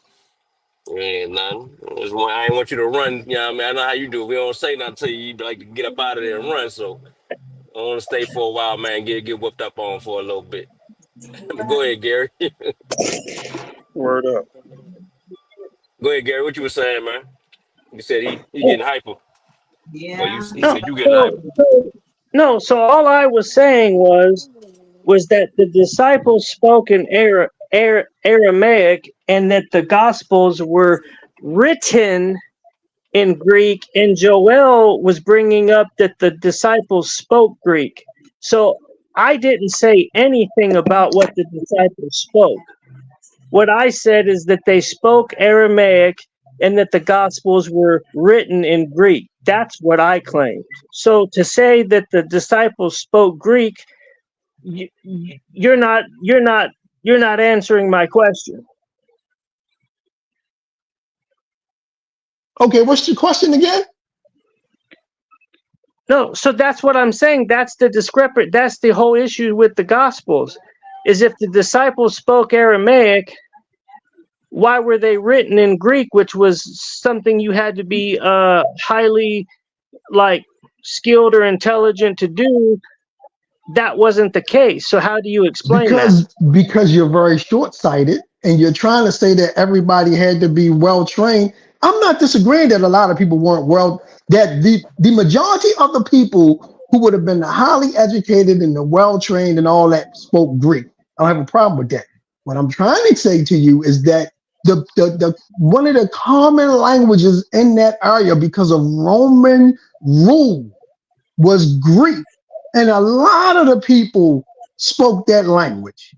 A lot of them. You can't just make it like, oh, only educated people spoke Greek. That would be wrong. That would not be a valid statement. That's wrong. So I'm not talking about 100 different people. I'm talking about the people that wrote the Gospels. They were written lifetimes later. So they were No, they were not. Yeah, yes, they were. So like Matthew, Mark, Luke, and John, the first gospel wasn't written until like 40 or 35 to 40 years after Jesus's death. That's when it was written, and that's a whole lifetime. That's a whole generation. John wasn't but that's written. not long. So John was written in the 1st century. So you're telling me they're writing a story 100 years after Jesus's death, and you're telling me that's going to be a legit story 100 years? Well, I don't know if they give the book of John 100 years after Christ. Yeah, that's when John was written. That's when John was written. They give it 80 to 90. They give it 80 to 90 years. Okay, so I was off by 10 years. Excuse the hell out of me. So 90 years. So Joel, I talk to you on the phone and tell you a story, and then it gets passed down 90 years. You think that story's the same? No. After 90 years? Okay. I don't, and I wouldn't make that argument anyway. Or maybe it's 60, but because I think Jesus died. Yeah, there you go. I was going to say, yeah, it's 60 years later. 90 to 110, 90 to 110, something like that. John is up in the 90 to 110, right? It's written around 80 to 90, which would be 60 years later. Is 100 between 90 and 110? Yeah, that's fine. I'm not picking straws over that. But the point that I do want to make is that people start writing, for these folks when they get some air to breathe, because there's a lot going on with the disciples. So why are all the Gospels the same? How come when you read the story of the resurrection in the 4 Gospels, they don't all say the same thing? Like, why do they all contradict each other? Because it's written by humans. What you want it to be? If me and you saw the same incident and wrote it, we probably would have some differences too. So if the most, and especially if we're not there. Just a second. Let me address. Come on, guys. Why would the 4 Gospels have different accounts of what happened? Shouldn't they all agree? Why would they differ? Before you answer that, Joe, hold on. We got God killing the building, man. What's happening with you, man? What's good with the family, man? I see what it do. What it do, and the pseudo killer army. I see it all, man. What's up? How y'all doing, man? Who y'all What it do, God killer. Hey, I'm gonna slow this conversation down. First of all, let's get the timeline right. We're talking about the Gospels. 70 to 100 CE. 2 lifetimes after Jesus' death, the first one appears. 35 years after Jesus' death, the first gospel appears. Mark, circa 70 CE. Matthew and Luke are between 80 and 90, and John is between 90 and 100. Tell me again the accuracy in these stories. And again, these individuals that wrote these texts are not disciples. None of them are. Jesus died at 33. At the year, what year? Year 33. At 35 years, how old was Mark? Mark would have been about 70 at that point. Then Luke and Matthew surely aren't disciples, and forget John. So these people and they weren't even written by Matthew, Mark, and Luke, and John. They were written by anonymous authors, and they were just assigned those names later. So the point is, these people here are not first-hand accounts, not second-hand accounts, not third-hand accounts. These are stories. That's it, stories. You have stories.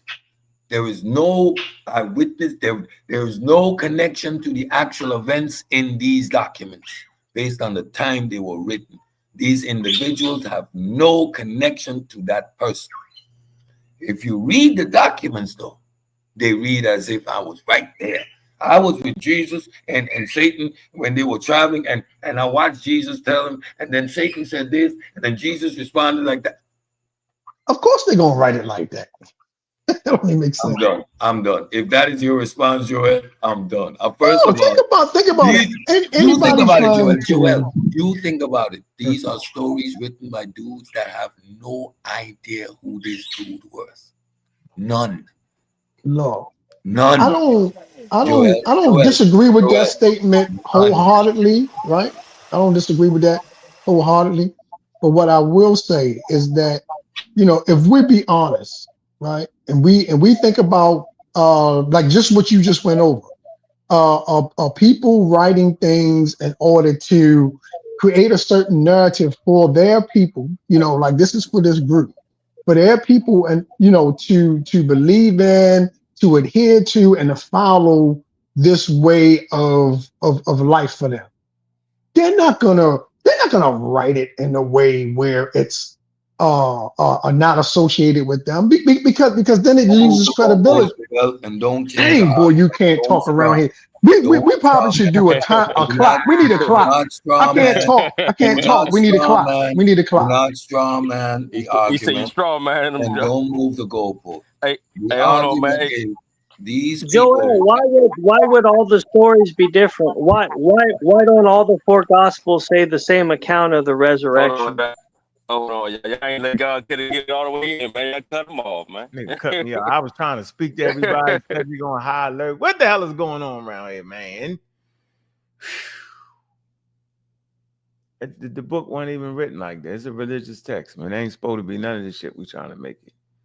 It ain't. It Thank you. It's crazy. Nobody like. They like a hunter-gatherer tribe coming out of that experience, man. By the time they get literacy, you know, they just figuring out like everybody. So it never was supposed to be a coherent. It's the believers that do all that shit. But if you go to like some serious college and universities, we already know that it's not a facsimile at all. It's no direct copies from the originals anyway. The shit was written. You can look it up. When was this written? When was that written? Most of it, New Testament, is written by Paul, right? And his letters. His letters when he goes to different places. We know how it was constructed. So I mean, for me, you know, I wouldn't call it a fairy tale. I would call it a cultural story. The problem is that modern people today, you know, actually think it's a story standing right there writing it. That's not even what it is, yo. It's like Joel said, it's just a book of cultural ideas talking about the Pacific people. When did that specific people become the whole world? When did all humans actually come from the Garden of Eden? So I mean, I just wouldn't fight it. Me personally, I wouldn't fight that way. Some of y'all probably would fight that way. I mean, hell, that story ain't no more, ain't no better than the Egyptian story, ain't no better than West African creation stories, ain't no better than South American creation stories. Hell, you either come from a molehill, a daggone anthill, a butterfly wings, or a tree stump, or popped about the river. What's the difference? It's all that. Okay, so science. Modern science, we're talking about how humans actually came to be. And it had nothing to do with none of the story. All the creation stories are wrong. See, I'll stand on that. But go ahead. I'm gonna let y'all get it in. I'm right here.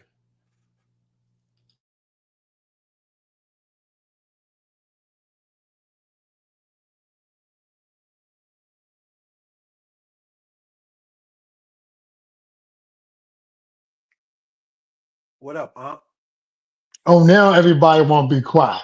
But if I start Nah, let me talking, talk. y'all want to cut me Oh, off. listen. Man, y'all are ridiculous.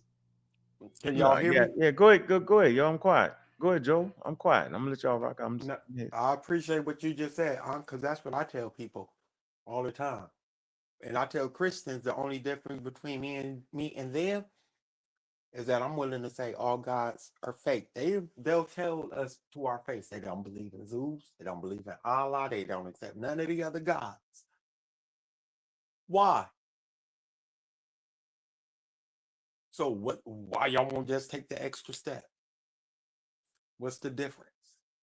Because it's got to try a conglomeration of deities. It got 3 of them. If you don't know which one to let go of, Jesus, Yahweh, or the Holy Ghost, like I'll be confused when I talk to them. But yeah, what you said is right on, because that's really what it was. It was a cultural story for that culture, just like all the other stories were stories for those cultures. Now we Well, can't replace Sabrio, them with look, the worldwide cultural stories because the Bible says that they're supposed to go and Christianize the world and make everybody follow this book. Go ahead, Joe. look. A lot of people gonna struggle with that. I mean, because you on point. I mean, like God is just figment of our imagination. Here's the thing: a lot of people are not gonna have the mental strength to be able to do what you're doing. A lot of people are, they were raised with this, right? And so it's difficult to let go of God. And I'm not even just talking about the Bible. I'm talking about indigenous religions where they don't have no a Quran or a Bible. They still got these beliefs. You got all the people in Islam, and I don't care where you go. There's a lot of people who cope with life through the means of God, or it's some kind of a God, some kind of religion. It's just how our brains work, man. And we're gonna have to understand that. Now, it's going to be a slow roll to try to get people out of that. It's going to take time. But we got to be able to sit here and at least be able to hear each other explain this thing the way we see it so that other people listening can get a glimpse on how to work their way out of it. Like the people on the panel can't be cut off artists. You got to let me just say what I'm saying. Because this is a real a mental thing going on with people. It just is. And the brain is for budgeting the body. And if you take away God from some people, they're gonna lose their mind. I'm done. So now, nobody cut me off. Nobody said a word. That complete straw man that you did there, how does it address any of the points I was making in my presentation? And that's why you get cut off. Because instead of dealing with the reality of what is presented, you go over again to the appeal to emotion. You straw man the whole presentation and not deal with what is in front of you. So now, that is the whole purpose of this presentation. At no point did I take away your God. I opened the presentation by saying, this is an exercise in examining this document in its literary context. It's not a theological endeavor. So any arguments within the theological framework is not dealing with the simple facts that were presented in this presentation. I did not attempt to take away your God. I just put the Bible in its proper context. And now, oh, they take away people's God. That doesn't take away that the fable, the story of Babel, is a simplified attempt to explain languages. Would any rational human being today attempt to assume that languages dispersed around the world because the Tower of Babel? No.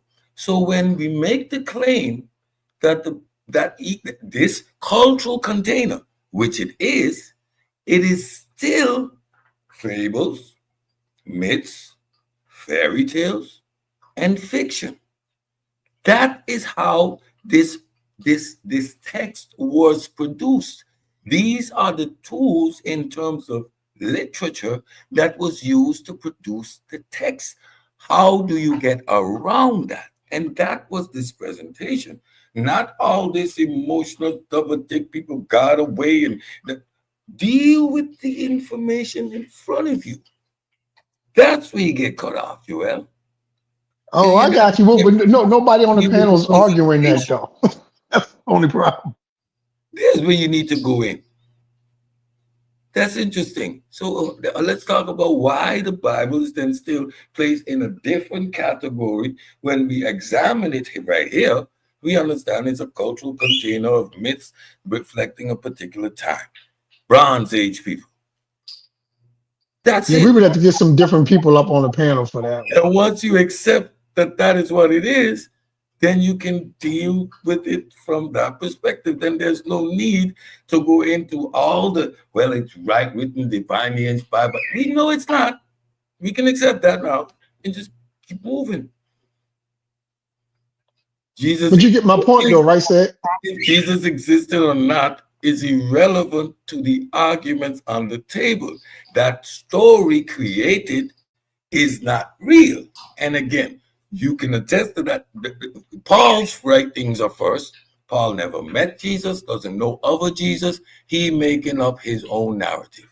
The Gospels are later, 35 to 90 years after his death. These individuals, educated in Greek and in Greek writing, were no fishermen. These were people that were educated in Greek writing. That's why they applied Greek philosophy to these oral traditions or whatever documentation that they existed. We know that for a fact. So why are we attempting to even assume that these stories tell a historical tale of this individual that may or may not have existed? And when you analyze the text, you see exactly what they're doing. They're producing a story to fit a particular narrative. It is not historical. That's what is on the table today. Right, Cedric. And not only is it not historical, but they contradict each other on top of it. Like all four gospels don't agree, they contradict. So you would think the most important story would be the resurrection of Jesus. Like, why logically would you expect them to contradict each other? They should all correlate and support each other, but they don't.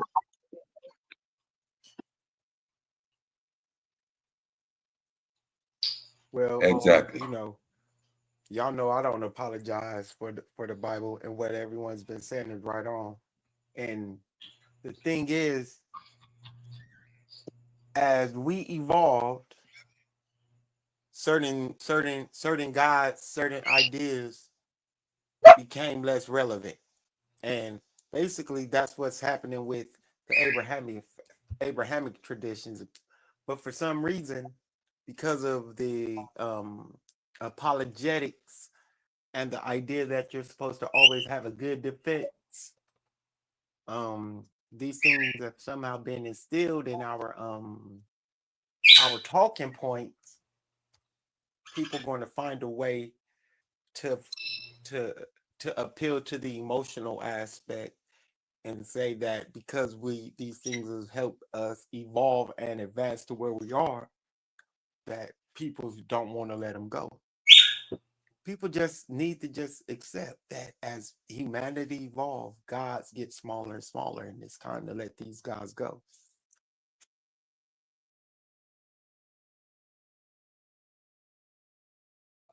I agree. You're looking at individuals sitting there, and you're looking at a growing body of people that are becoming more vocal. That's the only thing that has changed. People have always not believed. The difference is we no longer live in a society where you're automatically associated with the devil, or you're ostracized from society. That's just it, right? But there were always people who did not believe none of this stuff. And we're now just becoming more vocal. And what you're seeing is that, yes, people have indeed the ability to put these things down. People keep telling other people who have let this stuff go that it's impossible for people to let it go, while you're looking at the living evidence of that particular phenomenon.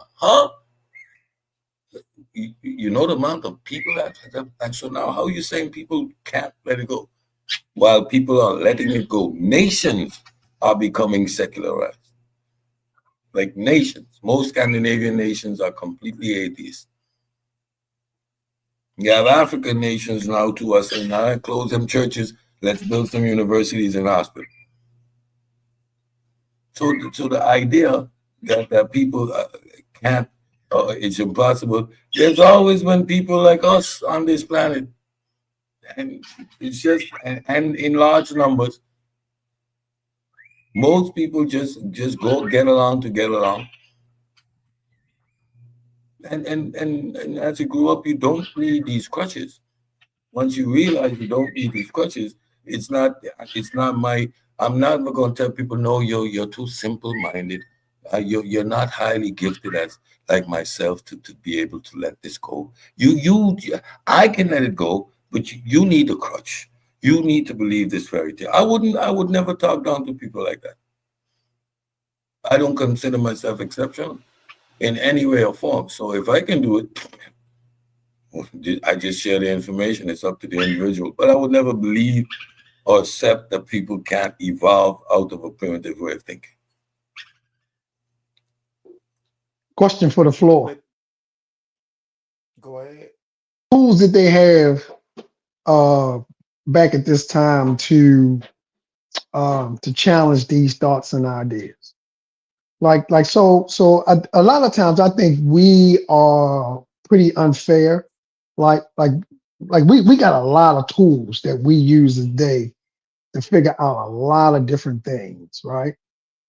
And we use our position and cast that upon people back in 90 AD, right? So the question is, what tools did they have at that time to work their way out of these ideas that are shown in the Bible?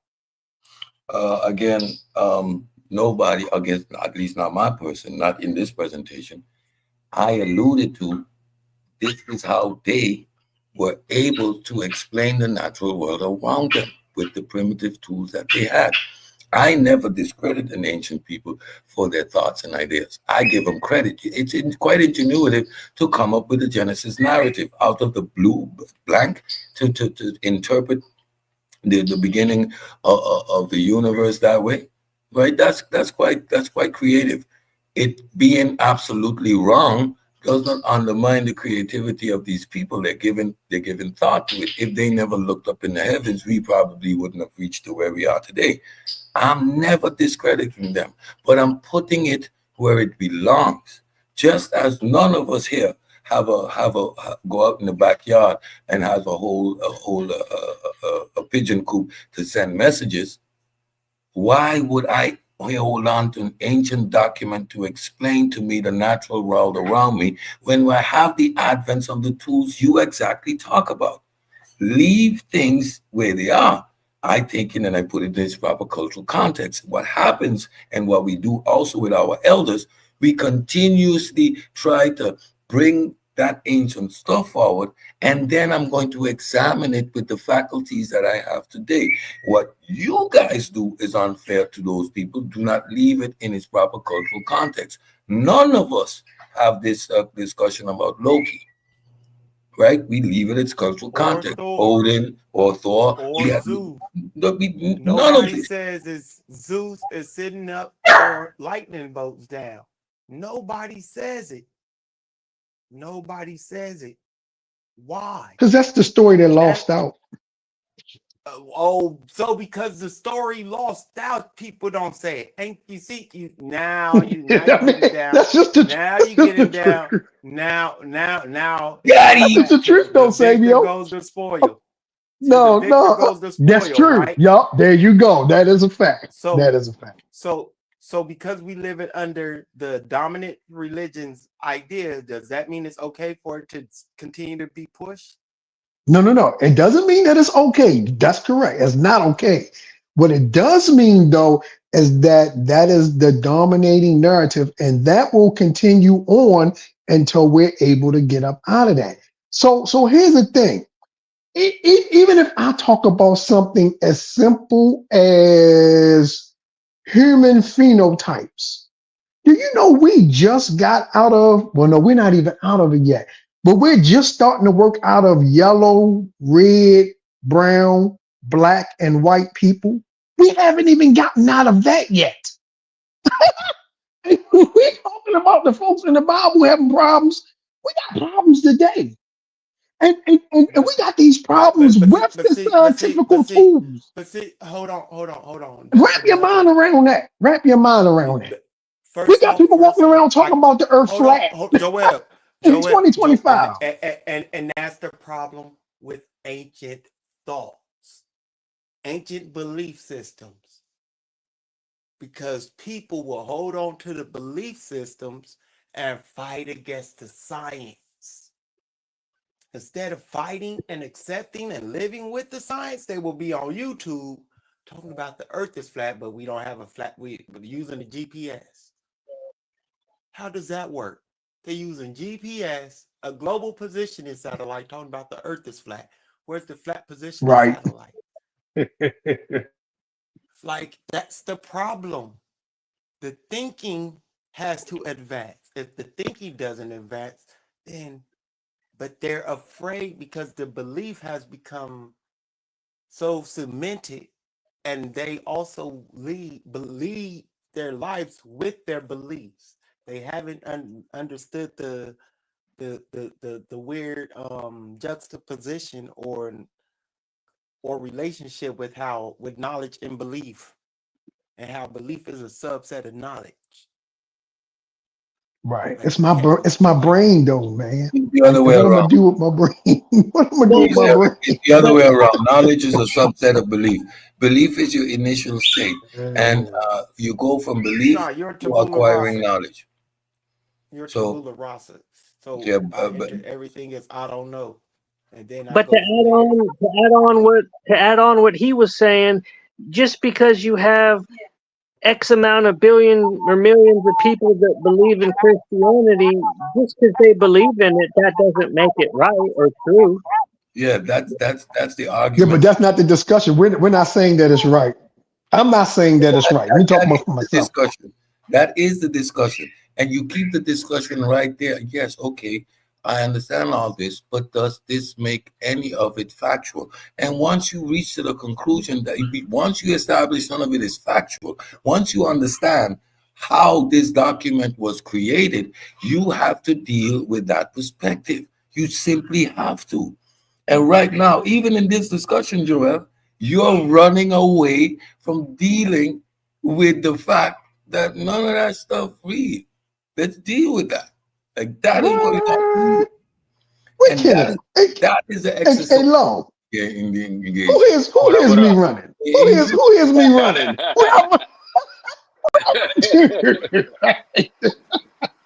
Cedric trying to shoot. Cedric, you got blanks in your gun, yo.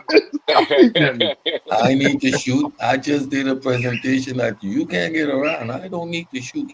No, Good. I enjoyed the presentation. Hey, I thought it was good. what's your main disagreement with him, Joe? Like, you agree with it, what his presentation was saying, or like, do you have a point of dissension in any part of it? No, the only thing that I commented on is just looking at it from a standpoint of why people still believe these things. Because I mean, his points are solid. You know, these are myths. These are stories for their culture, right? Right, We understand right. that. We understand that, right? But when you just come out and say that people shouldn't believe these things, then you got to kind of get into why do they still believe them? No, I But didn't. I okay, didn't. fine. So this is the whole exercise. We here, I think most of us here, understand again that was this whole exercise. Because most people, when you listen to them, look at the debates that are happening. Is the Bible historical? Why well, we are even debating that? Well, why would you even have that debate? Why is that assumption still there?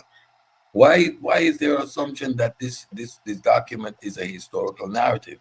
When you hear people argue, they argue from this book as if the things they are arguing are factual. Well, in John 6, verse 2, it says, Daniel says, Ephesians, Deuteronomy put us on a boat. Well, which boat Deuteronomy put you on, my brother? No, slow down. So that's why, Joel, that's why you need to firmly understand, wait a minute. This is storytelling 101.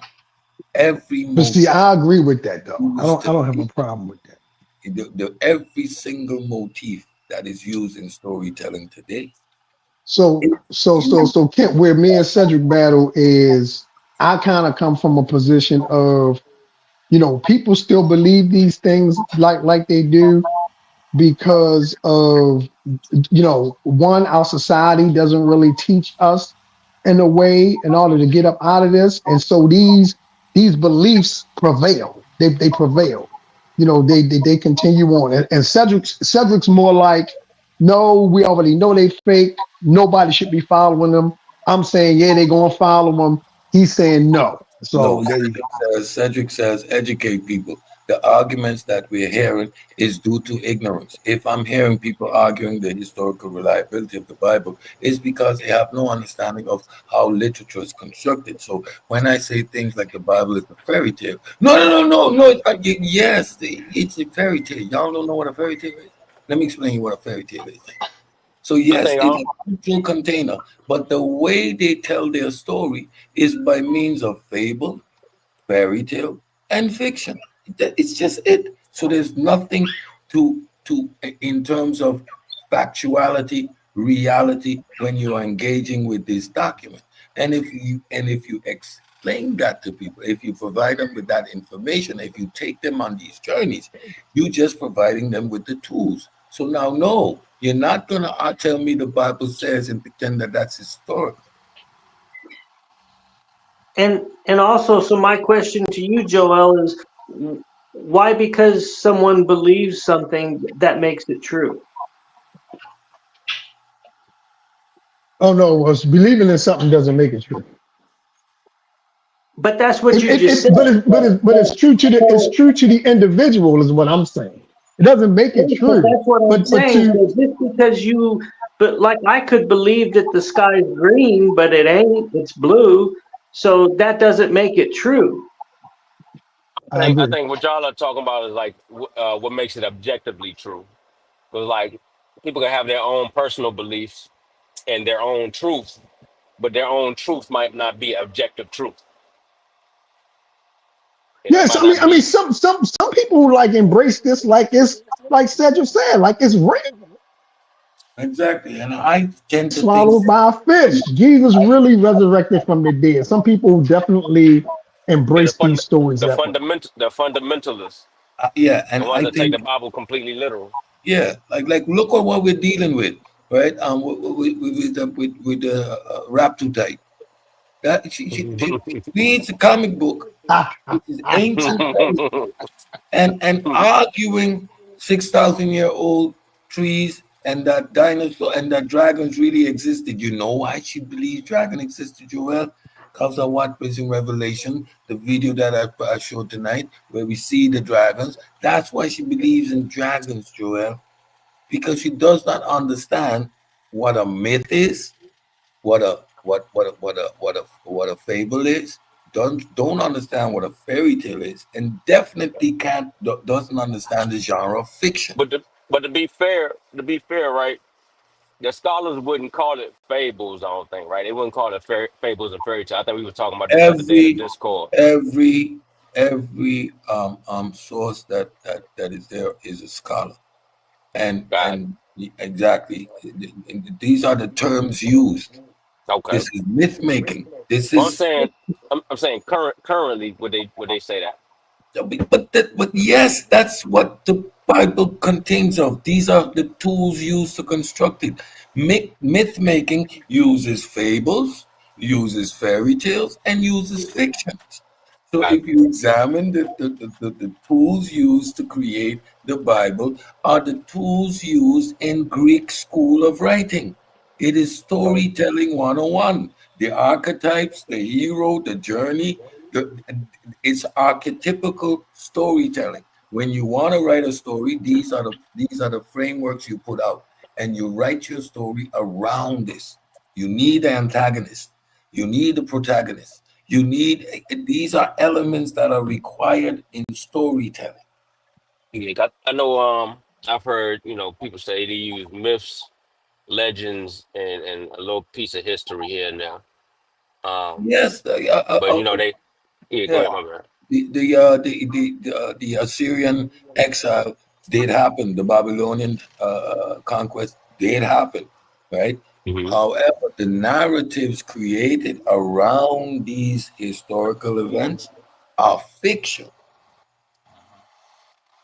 right? It's Right. like And to add on to what Cedric's saying, there's also miracles too, and like miracles are like the least likely example to happen. You could think of any other example to happen, but like the miracle is like the least likely event, but yet in the Bible there's all these miracles. Mm-hmm. yep.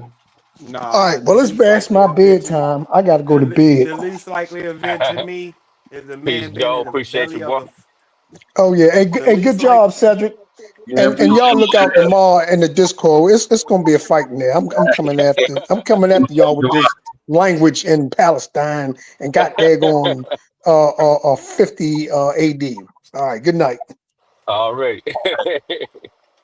the least likely event in that whole book to me is a man been in the belly of a fish Man. For 3 days. for 3 days. Right, and don't forget walking on water, turning wine into bread, resurrecting, and bringing people back to life. Don't forget all of those. Okay. Walking on water, feeding the feeding of all these people. I mean, all these miracles that lend to creative storytelling. Right? No, it's magic. No dates. There's no dates. No dates. Information. I mean, if you just look at the story of Jesus and in his temptation, nowhere in the narration that happens a lifetime after Jesus long gone does it say, and Jesus said, and Jesus told me that, or when Jesus was explaining, it is written as if, you know, those survival movies where the survival series where the dude is supposed to be by himself, but you see 3 and 4 different camera angles. Like the story is written as if the person is walking in the middle of these two persons and writing what each is saying. Now, you know that comes out of the imagination of the author. It is fiction. It is a storytelling. It is the trials and tribulation aspect of the superhero. They must go through this period of fortifying. See, like in the full movies, remember, before they go to the big battle, there's always the part where they train, right? In everyone, you must have that sequence of them training. That's the hardship, getting ready to go into final battle. The antagonist usually attacks them in the first opening scene. They get defeated. Their morality is down. They need to work their way up. These are archetypical stories. Like every Now, what do you movie like that. now what do you think about so say back in those times if they didn't know what a person being knocked unconscious was, they just looked at it as, oh, they dead, but they didn't realize like, oh, that person's really just unconscious, or somebody in the coma. Because back in them days they didn't have the medical knowledge that we have today. So what if they might have mistaken some of those events as miracles? Like, oh, he brought him back to life. He wasn't moving. He was just knocked out. He Yeah. back, he back moving now. So they thought, oh, he brought him back to life.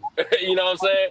So some of them things In, might be like legendary stories that might have just been mistaken as somebody coming back from the dead, but it's really, somebody just got there and woke up from being knocked out. yeah, in Dutch, for example, Lazarus means drunk, right? So Lazarus, in Dutch, that words mean you were drunk. So people like the legend is, Lazarus wasn't dead; he was just drunk, right? He was just drunk.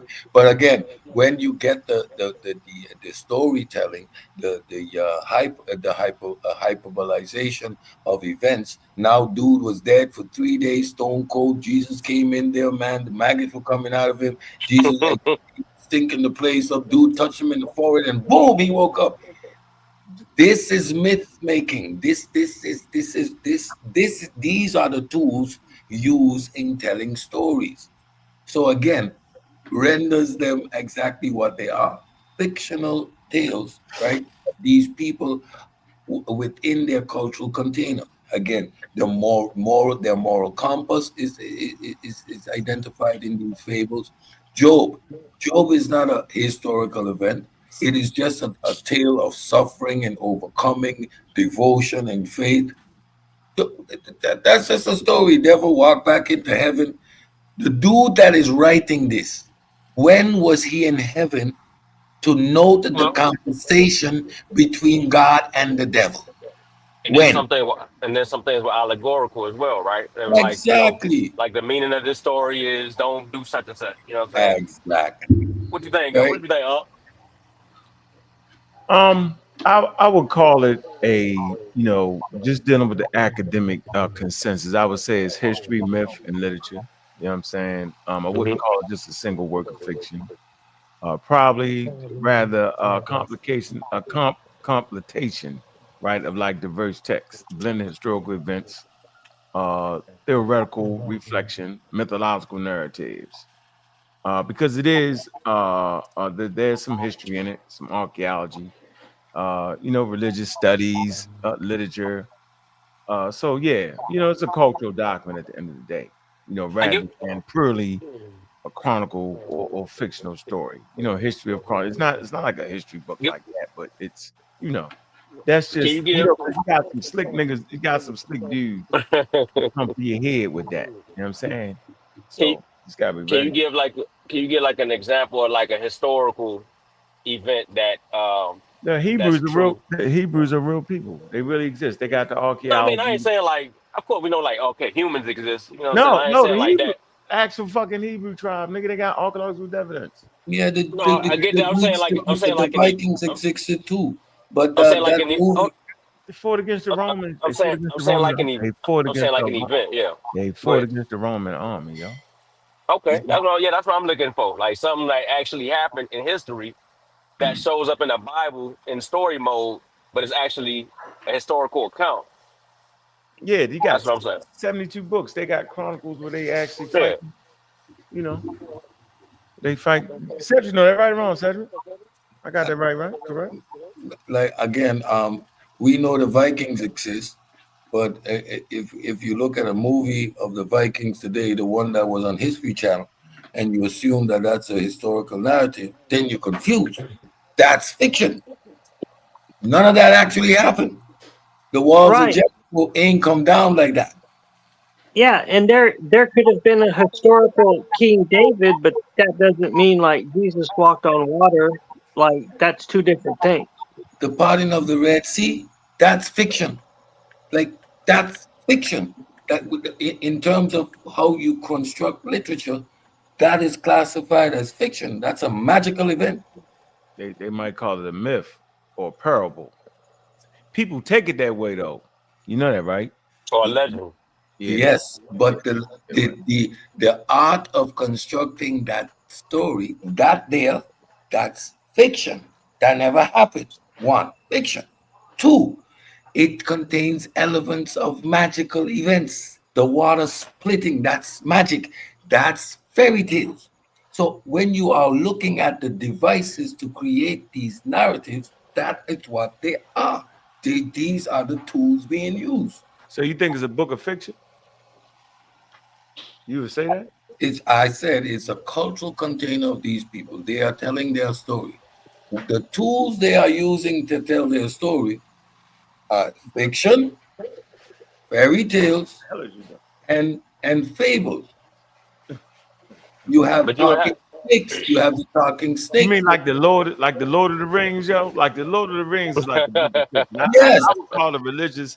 I would say it's a religious anthology that includes historical traditions, mythic storytelling, and theoretical reflection. I would say that, yo. Yes, again, when you examine the tools used to produce these stories, they use fiction, they use fairy tales, they use fables. You got a snake, you got a snake talking. That's Charlotte's Web. That's fable. I think where the disagreement comes in that is there are scholars that would include history though. They would say history. They wouldn't just say it was all fiction. Noah's flood, Noah's Ark, fiction. Moses, fiction. Genesis, fiction. Fiction. It just is. Whether this is like this happened around this time, the story that they're telling is fiction. Even if there was an Exodus, the splitting of the sea, that's a magical account. That's fiction. They're telling their story using these tools. So it doesn't make it historical.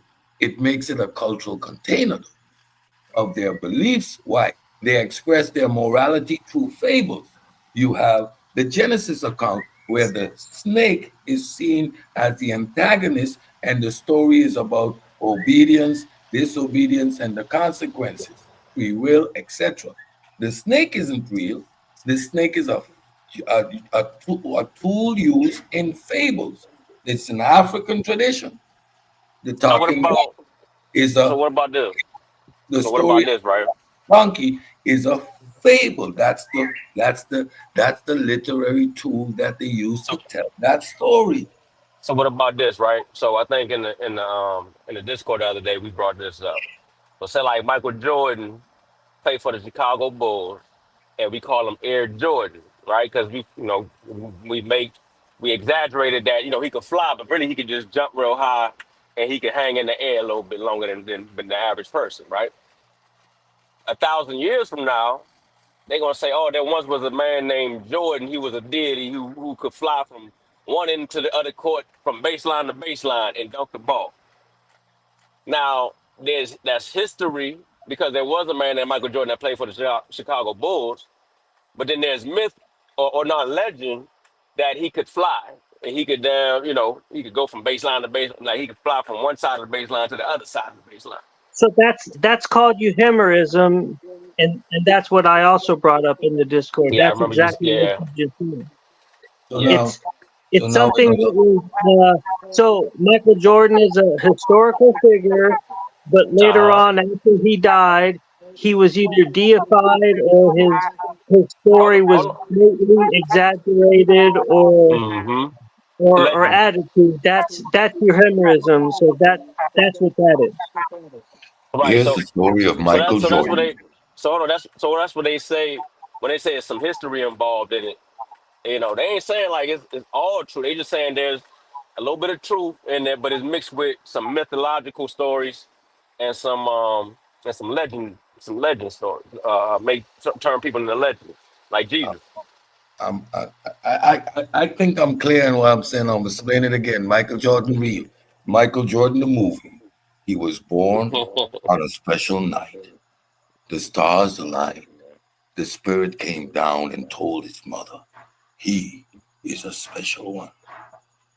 Unblemished by her father, Michael Jordan began dribbling the basketball at 2 years old. Before he could speak, he could already dunk. One day, the fairy came to him and blessed his feet with magic shoes that would forever be known as the Air Jordans. He came home one day and his dog told him, you're going to win the championship. You're going to be 6-time MVP of the basketball, da, da, da, da, da, da, da. The elements used to tell that story are fictions, fables, and fairy tales. We got a comment from the chat. So Scarab says, you're literally picking everything without history and avoiding everything that does have evidence. That's from the chat. I think that Scarab. last explanation I just gave there, I think that should sum it up. So the word that they're looking for is ahistorical. The Bible Mhm. is an ahistorical document. It lacks historical context. Thank you, So sir. even though it may have some historical places, some historical events, they're out of the Hold on, stop wrong, right they're there. not in the Hold on, right stop time. right. Hold on, stop right there, Sabio. You said it may have some historical places and some historical events. That's all we saying. Yeah, We ain't saying Jerusalem we Right. ain't saying is, it's in the right time. We ain't saying they ain't write it after the fact and included some other stuff in there because we But know that yeah, they that's the added. word. Yeah, yeah, That's the word Jerusalem is that a real everyone's place. looking for.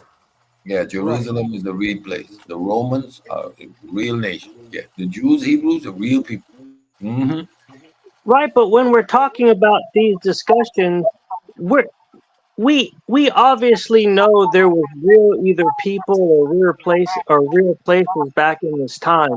Like that's not what we're talking about. What we're talking about is what Cedric was saying about the fairy tale stories, the miracles, Mhm. all the fables. Like that's what we're talking about. Like we're not saying that nothing in the Bible isn't historically like proof as far as people or places, but that's not what we're talking about. Like we're talking about the walking on water stuff. We're not talking about like was King David a real person? Mhm. And so to keep bringing up that there's like actual real people or places, like that's not what we're talking about. Like Genesis, the Genesis account, I'm that's aware. fiction. That's just That's what fiction. but that's what was spoken on. I'm aware what the conversation's on though. Yeah. Sosa said Sosa said the Bible is a fact and a theory, a Yes, it is. scientific theory. Sosa or just a theory. It is a fact. If you go to your phone right now, you can pull up many versions of the Bible. The Bible, that thing called a Bible is a fact. I ain't gonna argue that. Its content, however, that's a whole different story. And a theory, okay, I guess. I ain't gonna argue the Bible is a fact. Hit that link. Hit that link, Sosa. He said just a thing. It is just a theory. Hey, put that. I got you. Hold Again, on. like that shouldn't be too hard to understand. Like, yeah, Jerusalem is a real place, but Daniel didn't stand up in no dungeon with no lions, neither in Jerusalem nor Bethlehem. He just didn't. Yeah. Like, Say that again, Cedric. Jerusalem is a real place, but Daniel was in no dungeon with no lion, not in Jerusalem, not in Bethlehem, or no place. That's fiction. That Amen. whole is fiction. The Exodus, there might be a small contingency of people, there might be a kernel of truth of people. However, from the moment you say the sea split, fiction, magic, fairy tale. I'm sorry. The snake said what? Oh good, yeah. I got a Nancy Fables. I tell everyone. My favorite fable is Charlotte's Web. I accept that fables have talking animals. That's a tool used to tell stories, especially moral ones. So The stories being told in the Bible where animals talk, that's fable. That's the tool, literary tool used to tell that story. That never happened. That's just a story. It's not real. Nothing divine about that. These are tools that humans use to express themselves. I'm taking away the divinity of that instrument or that document and putting it simply in its proper perspective. How people write, they use motif, they use archetypes, they use storytelling. If you examine these stories, and you're going to see these motifs come back and back again. It is the art of storytelling. What's up, King Sosa in the building? What's What happening it with you, do? brother? Pseudo Killer Official. Hey, shit. Everybody can hear me? Yes, Let me Yeah, sir. step you out. good? Yeah. Peace, everybody. See Sabi in the building. Said, delicious. Shit, man.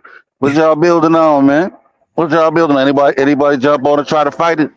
Now, I just did a presentation on the literary tools used in the construct of the text and the narratives in the Bible.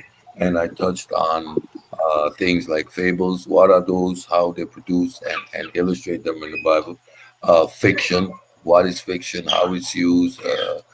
And of course, fairy tales. And simply that these are tools used in producing these stories, right? And again, they're cultural containers. So you want to tell a moral story, you're going to use a fable, which includes a talking animal.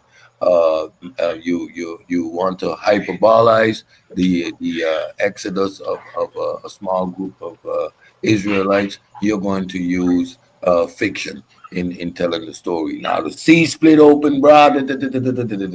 These are the tools that were used, which makes this document ahistorical, right? And when addressing the argument, is the Bible a historical document? No trumpets brought down no Jericho wall. As a matter of fact, most of these cities were deserted. Like things like that.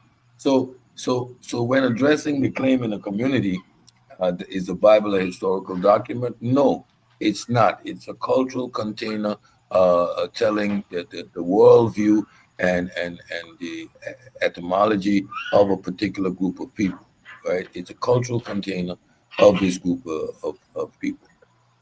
Now, Y'all think about the Noah Ark story. Scarab is saying that it's unfair to compare the Bible to Charlotte's Web. No, I am examining and showing you what fables are, how they're used, what they mean. You have talking animals telling a particular narrative, mostly and usually a moral one. We West Central Africans enjoy our talking and Nancy stories. But then the Charlotte's Web though is a complete book of fiction with no historical nothing in there. You know what I mean? Like I kind of agree. You can't compare those two right there. Listen, Genesis in the Garden of Eden is a completely fictional story that never happened. Never did. What's your point? Allegedly. The equal in value. That none of it never did. A fable. You have the talking snake, it's a fable. Charlotte Web never happened. You have the talking donkey. The talking pig. And Charlotte, of course, is a superstar. It is using animals to convey a particular message, or they're used as a tool in storytelling. What category of storytelling? Fables. It's one of the tools used in these stories in the Bible. Yes, it simply is. Historical fiction. Let me ask y'all this question. What y'all take on the Noah Ark story? What y'all think? What would you say? Fiction, fake, false. Yeah. I think it's fiction, fake, false, right? Yeah.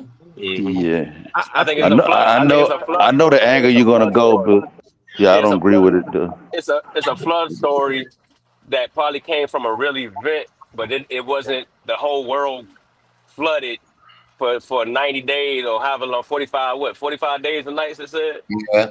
No So that's true. the myth. So hold on. So that's the myth.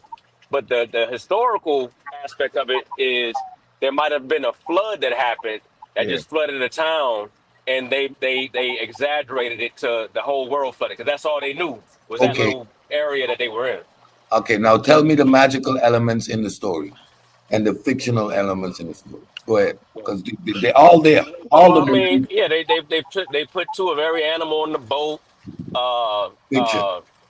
Yeah, and 8 people God and hit. them took care of all the God hit animals, and you it with a rained, spell. and the whole world flooded, and the water got up to the mountains. What was it, Mount Everest or some shit like that? Like, yeah, I mean, we all Well, know the no, fictional part because. Go ahead, so go it ahead. wasn't just two animals.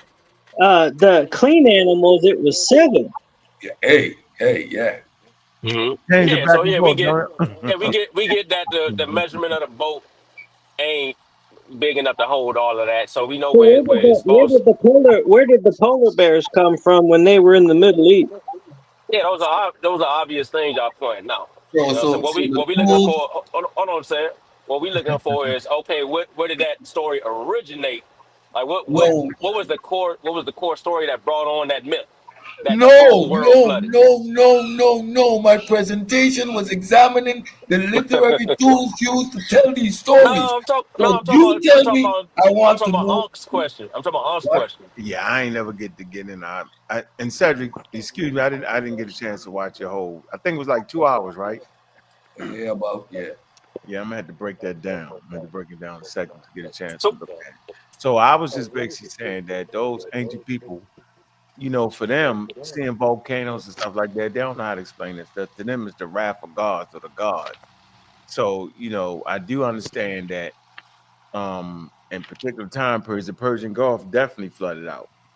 So I'm thinking it's these stories that are carried on. That's why you find it in the Bible, and then you find it in Sumer. And these areas, that area actually got flooded out for real. What the last glacial stage 6, where around 11,500 BCE, 10,000 in that area. The same time you get the Great Lakes and stuff get formed. So these glaciers get to melting, these ice caps get to melting, and so people that live in those areas, they do get flooded out. So I just think it's like a memory of an old event, and how it go.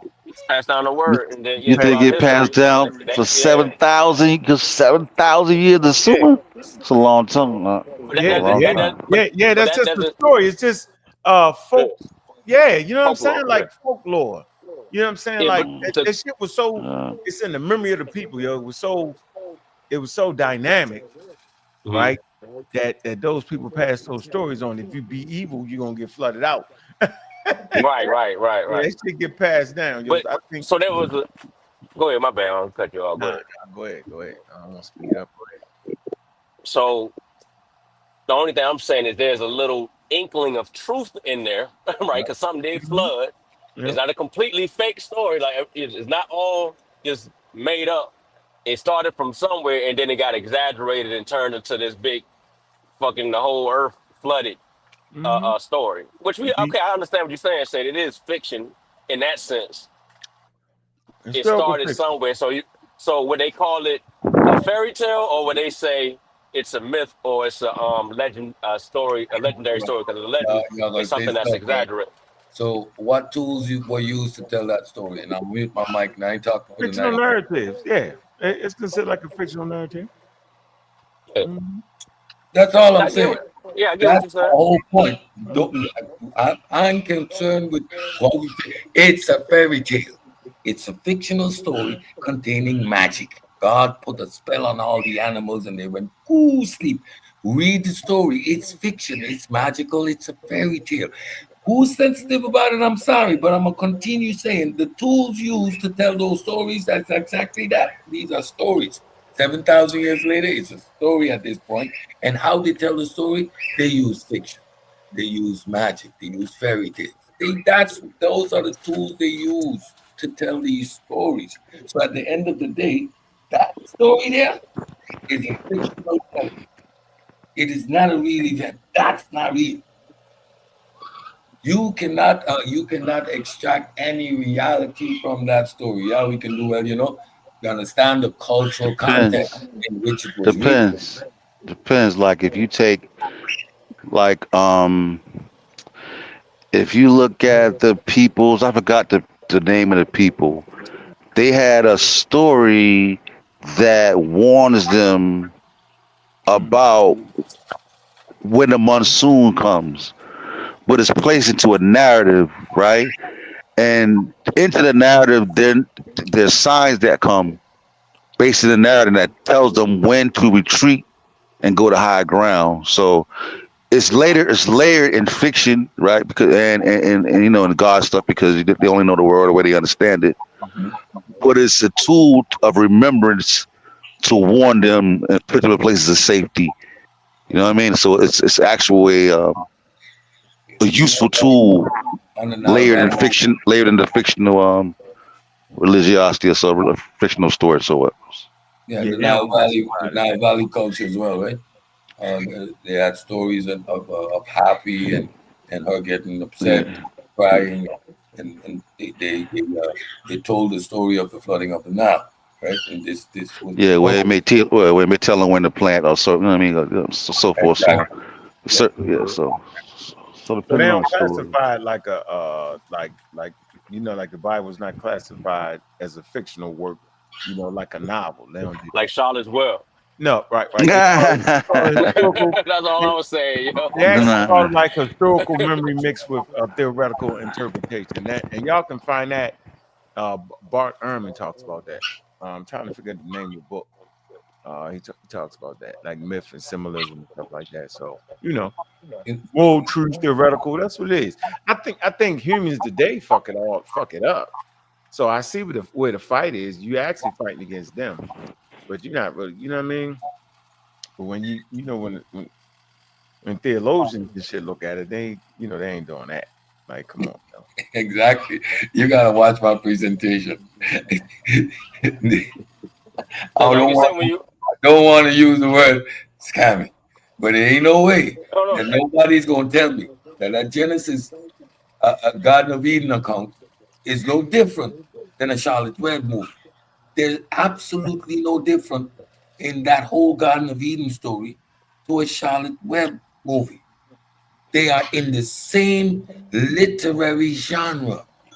Hold Same. hold on now. So, what do you think about this? So, I think we talked about this the other day too. Now, when you go in the bookstore, any bookstore you go into that got the genres labeled, you don't find the Bible in the fiction section. You find it in the religion You and don't. spirituality section. Right. You heard me address that point in the opening of these presentations, and I can see here that y'all got problems dealing with the simple facts I'm putting in front of y'all. Maybe we ain't see it though. Cedric. You ever talk about that, Cedric? Deal with it. Read Genesis. Read This is crazy. read the Garden of Eden account. So you gonna open? So now you gonna? Hey, hold on. Hey, so And that ain't a Even fiction. so even That in ain't the a assault fiction. package, man. you think that's a fiction book? What you think? The Bible was a book of fiction. Yeah, it's a fictional book. Would it be No, classified? Hold on. no. There's Would it be fiction in it. classified as fiction by the Exactly. No, professor? there's some fiction in it, but it's not a fiction book. Like you know what I'm saying, like because there's some historical accounts in there. So historical fiction is there's things in there. You feel me? So and then some of it is you know just to convey a message. That's why I said Charlotte Web is a little different. I don't know if there's a moral theme to Charlotte Web. It's been so long since I watched the movie to understand if they're trying to teach humanity something. So I don't know, but yeah, I'm gonna call it just fiction because that's too simplistic to just call it just a book of fiction because it's a little more than that. Like if we You be got on honest, that, Cedric. So you're not on that, Cedric. So what I you saying? never said it's a book of fiction. Again, I'm gonna keep repeating myself. Well, you don't gotta repeat yourself. Are we on the same page? Are we going against each other right now? I don't know. I don't know if y'all hearing me because no one is engaging with what I'm saying. Yeah, but what? How do we always end up here though? Is it me? I don't know. Is it me, Ginger? I don't know if it's me. I don't know. Maybe At least can't nobody least can't nobody say we fucking agree with each other on everything. That's for damn. So we get that. Right here fighting the military. Yeah, we can get that Man. straight. Right, because that's some bullshit ass narrative promoted by Concrete Yeah. Corey here. He do that. That's some bullshit. Well, he ain't been in the Discord in a minute, so he wouldn't know. He I don't, mean, it you wasn't don't like know our that when he was in battles, the motherfucker. Shit. our many battles. You know what Come I'm on, saying? bro. But I mean, yeah. That's just But I stupid. mean, I don't, what do you disagree with that, said? Like, what part do you disagree with as far as what Sosa just said about the historical and it wouldn't be classified as fiction? Oh my God. Did I say it was the book was fiction? Nah, we said fables, fairy tale. Well, fairy tales and fiction. What are the tools used to tell the stories in the Bible, Ken? Tell me this. So is that No, our no, point? I get that. Hold on, I get that, but fairy tales is fiction, right? Fairy tales and fables and that's all fiction. You got All it. right. You So got it. now I'm still. So let's walk with me. Take the story of Noah's Ark. Mm-hmm. When God put the spell on the animals and put them to sleep, what's that, Ken? Yeah, fiction. Yeah, that's magic, right? That's magic, Yeah, that's right? magic. All right. Okay. The building of the ark itself, Noah and his kids doing that. That's what fiction, right? Yeah. So they're telling a story of something that happened in that area, but they're using these instruments, right? Mhm. Fiction, magic, fairy tales. That's And how they're telling the story. hold on. You missing something? A little something else in there, and a little bit of history because a flood actually happened that caused the story to be even told in the first place. Yeah. New York City has Sunny University, so Spider-Man slamming walls. Oh, that's different. So okay, I would say it's myth and symbolism. So like stories like Adam and Eve, Tower of Babel are interpreted as myth conveying theoretical or moral truths, not as literary historical events. Though. So you know, it has a cultural and religious significance to it. How are myths created? How are myths produced? Myths conveyed. It's just a myth. It's a mythology. It's trying to convey a deeper underlying cultural points. It's a myth, mythology. Is it real? It's important. I wouldn't say you gotta make a fairy tale to make a myth, Cedric. It's not what a myth is. We gotta get to now. Yeah, but the Noah's Ark story that came from it came from the Urudu Babylonian, I think it's the Babylonian. It came from the Urudu Genesis, which was from 1600 BCE. So these were stories that have been passed down, Like the Noah's Ark and the flood wasn't the first rendition. Yeah, right. Yeah. So myth and fiction is like in different. They're not identical. You know what I mean? Like when we're dealing with academic and literary studies, they refer to different categories of narratives, with distinct purposes. They roles as cultural roles. So I think that's important to bring out. I'm not sure if you brought that out in your presentation or not. My presentation is all sourced with scholarly work. Just saying. So you made that separation between fiction and myth, then, right? Because it's not the same thing. You can't put them in the same. That's why. Again, no, I just asked you. If I tell a story of Michael Jordan, whatever the story is, and I got talking donkey in the story. I got supernatural characters in the story. What tools were used to produce that Michael Jordan story? And is that Michael Jordan story real? Michael Jordan is. But is that story real? And which tools was used to tell it?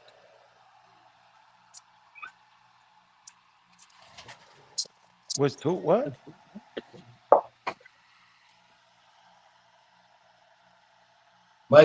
Michael Jordan's a real dude. I'm telling a story of this real dude. And in that story, Michael Jordan is visited by some angels. He's given magical powers. His dog. He talks with his dog, and his dog is his moral compass. You know what I mean? Make sure he does drugs and stays on the straight and narrow. The story. Michael Jordan is real. What instruments were used to tell that story? Euhemerism. What literary instruments were employed to tell that story? That's what this presentation was. You know, like fiction is like entertainment, storytelling, you know what I mean? Artistic creation, yo.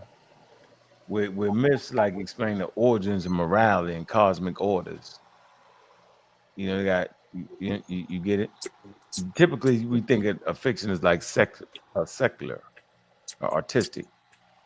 All right. And a myth is considered sacred and has cultural significance in it. Also a myth would be believe this truth about culture and origin. So people that are Hebrew believe that shit to be the truth. Okay. And fiction is known to be invented. Right.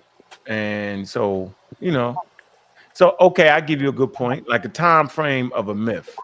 Time frame of a myth probably arise from oral traditions in ancient cultures. And for fiction, it would be written by one identical authors, right? Identified author. We know who wrote this. Yeah, so that'd be like a novel, short stories, modern plays. All right. For myths, you got Genesis, the Epic of Gilgamesh, and all that, right? And so some myths can become fiction. Yep, and retold in the modern context. You know what I'm saying? You know, like Greek stories told in novels and stuff like that. So I think it's just it is a good study, yeah. But I would say that the myth is a cultural and religious narrative that's trying to convey, you know, meanings of origin, right? That is believed by the community that created it. And the fiction is a deliberate invention, recognized as imaginary story. So I'm not gonna mix it up. Not me. That's not what I'm not gonna do that. I'm gonna keep it right there. So I'm gonna watch your presentation just to see where you hit it at. So does that sound about right to you though, Cedric? What do you think?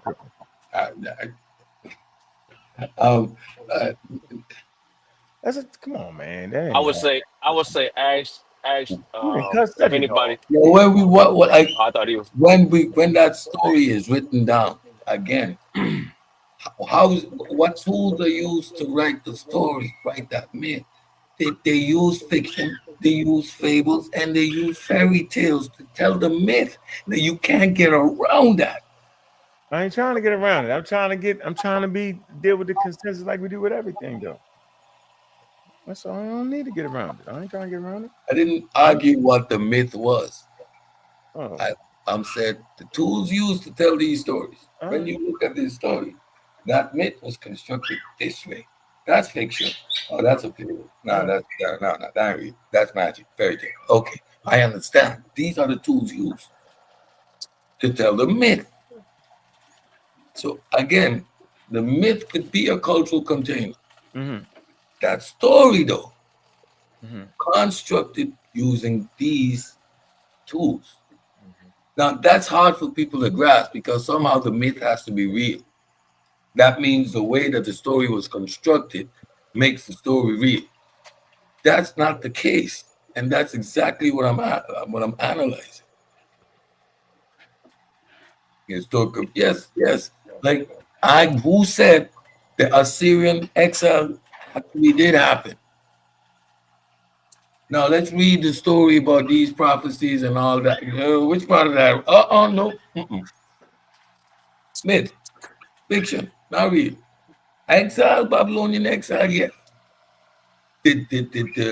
Was there an invasion of Canaan? Mm-hmm. Probably. Actually, no. But the stories tell of a walking around a wall and blowing trumpets and it fell down. No, that's fiction. Walking with a ark and people touching it and getting struck down. Those are magic. That's it. Just that's a. I watched a show on the History Channel, Cedric, and it was like the noise, right? If you reach a certain decibel, And then you go around in circles. You ain't never seen it? Yeah, I see That it. you could produce none. Yeah. What you think about I that? see it. Yeah, Scientifically scientific, accurate. baby. Scientific, baby. If you squeeze Yeah. just right, if you squeeze just Yeah. right with the frequency of a glass, you can potentially break it with your voice. Like yeah. And Shout out Jericho. you can split the Red Sea if you use the tool at the right angle and you point it just right. You can just shake it enough. That water will split right up the middle, boy. Hey, Sosa, I saw that same thing on Ancient Aliens. Yeah. History Yes, Channel. sir. Yes, sir. Marcus wanted us to read his comment real quick. I can't see it from where I'm looking Yeah. at right now. One of y'all can get it. We also use poetry, song, mythology, historical fiction, history as well. Don't leave the rest out. No, didn't leave the rest out. In the whole presentation, like the etiological tale, people trying to explain how did languages emerge, and then you get the story of Babel, the Tower of Babel. That's a complete fabrication. There is no truth to that. It's a complete and total fabricated story. Garden of Eden is a completely and totally fabricated story. It's an theological one, but it's a fabrication. There's no element of that comes out of any sort of history. There's nothing there. Why do you feel they don't put it in the fiction section or categorize it as a complete book of fiction? Because look at us right here, right now. Look at us right here, right now. No, I ain't talking about that. I mean, we just some dudes talking about it. I'm talking about the scholars and the people that classify these things. Like, why do you feel like We're cultural Christians. We live in a Western Judeo culture. That's it. Like we have Christmas. Almost holidays are Roman Judeo holidays. Like you like that's Well, why they. well, also what about the Quran? it don't fit neatly over there because like you have fiction and nonfiction. So you basically have true, right? Something that's true, right? Real, something based in reality, and something that's not, or there's nonfiction. So the Bible ain't gonna fit neatly over there because you actually have real people that actually lived also intertwined, right? So it wouldn't fit neatly in the fiction section or fit neatly in the nonfiction section. So it needs to be pulled out to something of its own. It's not a myth because it's still practiced. If it wasn't practiced anymore, then it goes to the myth. So it's still practiced. So now it gets into its own section, the way you find that now, like religion. You know what I'm saying? So that's why you don't find the fiction, nonfiction, or myth. And you can have That's a purely social construct. It's the same reason there are no 13 floors in American buildings. Yeah. I mean, yeah, there's and no. You can have. Okay, what you about to say, sir? No, I say there's no it to it. That does not quantify or change any of the arguments I had. Like it's like why there's no 13th floor in buildings in the U.S. That there's no rhyme or reason to it. Just not done. There's a reason they don't do it. Yeah, of course. I mean, I understand the reason. Yeah, there's a reason they don't do it. Yeah. Category. You're gonna get the fundamentalists. You're gonna get unlucky. Why? Because he's unlucky. 13 is unlucky, right? Let's go to chat. Let's go to ChatGPT with it, man. Ask ChatGPT, why isn't the Bible considered a complete book of fiction or in the fiction section of a bookstore? Nigga, I done read Bart Ehrman and all that shit. Nigga, I done told you what it is. I ain't gotta go. I'm just saying, I mean, chat, how we do sometimes. We don't agree. We go to ChatGPT. I never made an argument that it's a work of fiction. All right. Again, it's a cultural container. It's telling these people's beliefs and whatever. Doesn't make any of it. And again, when you examine the tools that those dudes who learned to write Greek stories wrote, they're using all these motifs, archetypes, superheroes, all of this stuff is in there. Now,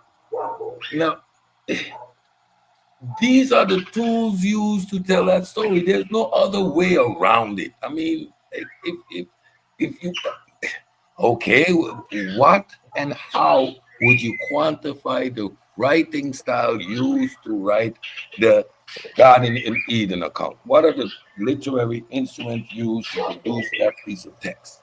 Now, someone tell me, other than fiction, I wouldn't know. They made it up. It's fiction. So that story, that's been used there. And what that story represents is these people trying to tell the origin of humanity. This is what they were trying to do. That's a etiological story. That's the intent of the story. But it is 100% fiction, though. And that's the point I'm making. Like, you need to be able to make that distinction. You can't say 100%, say you can't say 100%, Man, you gotta I let mean, him have that. I hear what you're saying. Yeah, allegedly, to all my believers out there, allegedly. I wouldn't be a friend if I ain't say yeah, it ain't 100%, man. God, How much percentage then? it's a How little, much percent of it's the like what we Garden of said. Eden story It's is true? no, it's like what we said with the flood story, yo. It was an actual flood that happened. The story just got out of hand and Floods went to a happen whole. every And, day. yeah, hold I'm on, but talking I'm talking about that particular story. about. That's So, all. which particular flood that story represent? Which flood was that? I Which just can't. I gotta one go of and the flood? research that. I would have to go and read. I'm It driving right doesn't now. I have to go and represent research. any No, particular matter of fact, flood. I think Unc said it earlier. What was that you said? What flood was they talking about? Or that wherever that story came from? You know, so It's in the Persian Gulf area. You know it flooded out. Everybody know that. that's the story that Noah's Ark flood No, story was. no, no, not at all. No, So it's what would like a that have been Semitic based on? memory. Like you got to go back to the Sumerian, all that area. Just go back to people's the Sumer. Keep going back. Those areas got flooded out. Mhm. Yeah, that shit lasted over the flood. I'm saying it's in their memory. Floods. A You know floods what I'm period. saying? Yeah, Floods. yeah. Period. This shit is just like what's the story where the tsunami come through? There's a stories based off of that. They give you clues on when when the big wave is coming. And it was the crazy part about it was it's a guy that tells the story, and he tried to save the island, but they said it's an old drunken man, but he kept up with the cultural stories, and they say whenever Hmm. all the water leave the beach, run to high ground. He's Hmm. sitting around drinking, and all the water left the damn beach, and the animals leave because the animals know what's going on. They leave, and the old man left, and then the motherfucker was like he just was drunk, and they got swallowed up. This is recent. This is when that tsunami hit. Yep. It's funny as shit. I So mean, what? I think we hear people do it all the time. They might tell a story and they might throw a little more sauce on it than what it really was. You know what I'm saying? Yeah, man, I was playing ball the other day and shit, man, I crossed up everybody on the team and scored 100 points. Now they might have scored about 20, but if they say they scored 100 points, it's like they didn't completely lie about what happened. It wasn't a complete fictional story. They did play ball. They did score a good bit of points, but it wasn't 100. Mm. I mean, I don't know if that makes sense, but no, he said they using fake. I don't know. I got no. we gonna Um, we gonna go in. We gonna go in so on it. how much So, percentage, what part of the Garden of Eden story is somehow true? Or tell me which part of See, that's what get us confused, though, Cedric. I don't think nobody is saying that like that. You know what I'm saying? Like measuring in percentages, or even trying to calculate it through the lens of science. That's not actually what's going on. Yeah, I'm not. I wouldn't know. How would I know what percentage of it would be? So there is no percentage because none of that is a kernel of truth anywhere. It's a theological story. It is people just making a story up of how they came into being. It is pure fiction. That story is. I don't agree. I'm good. I emphatically don't agree. You don't got to convince me, though. I'm not the one you got to convince. I don't agree. I'm going to go with the scholarly consensus on it, brother. That's what I'm going to do. And leave it right there. Can't agree with you. Shit. Sosa agree with you. Hell. I don't agree. Nope. Mm-mm. But you know how I go. Why they ain't got the Bible in the fiction section? Don't beg the question. Don't stop begging. Yeah, why? Yeah, I mean, Don't stop begging the question. Shit. I want to know what is the kernel. I don't know. I'm asking him, man. In the I don't know. Shit, no argue with me, nigga. Sound like you got a whole field to overthrow, yo. Go for it. I'm gonna feel so true. I'm not making up arguments you're making. I'm saying, hey, when you look at the tools used, we have etiological stories in here. Oh, they made that up, and it's fine. I understand what they're doing. When these dudes are sitting on their back looking up in the sky and they came up with that whole creation story, that's just them trying to explain our origins, and they made it all up. It's a fantasy, pure fiction. None of that real. And why is it so hard to accept that real? You know that's fiction, right? None of that's real. And then they made it all up. It's a fictional story. And it contains magical elements and all that good stuff. It's just fiction. Yeah, man. Let's shout out some people in the comments, man. I think this was a good one.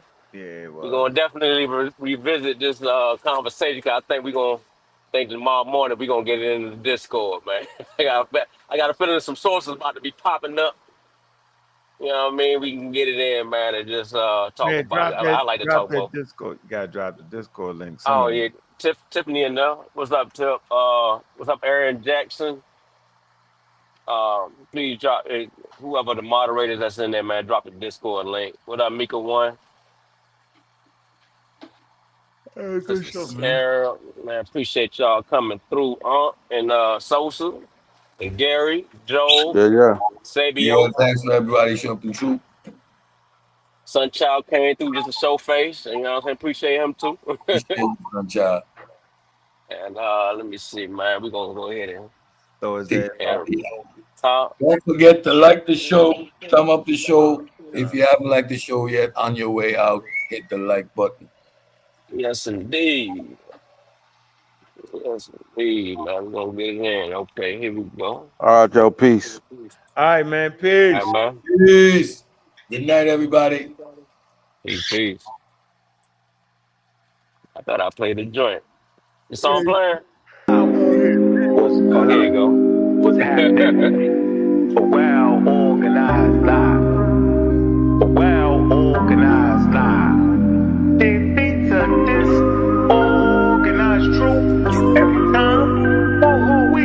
A pseudo gon' die, they saw a pseudo killer, I'm a pseudo killer, intellectual sunsling, hey. I'm a pseudo killer, intellectual sunsling, hey. I'm a pseudo killer, intellectual sunsling, hey. Pseudo gon' die, they saw a pseudo killer, I'm a pseudo killer, intellectual sunsling, hey.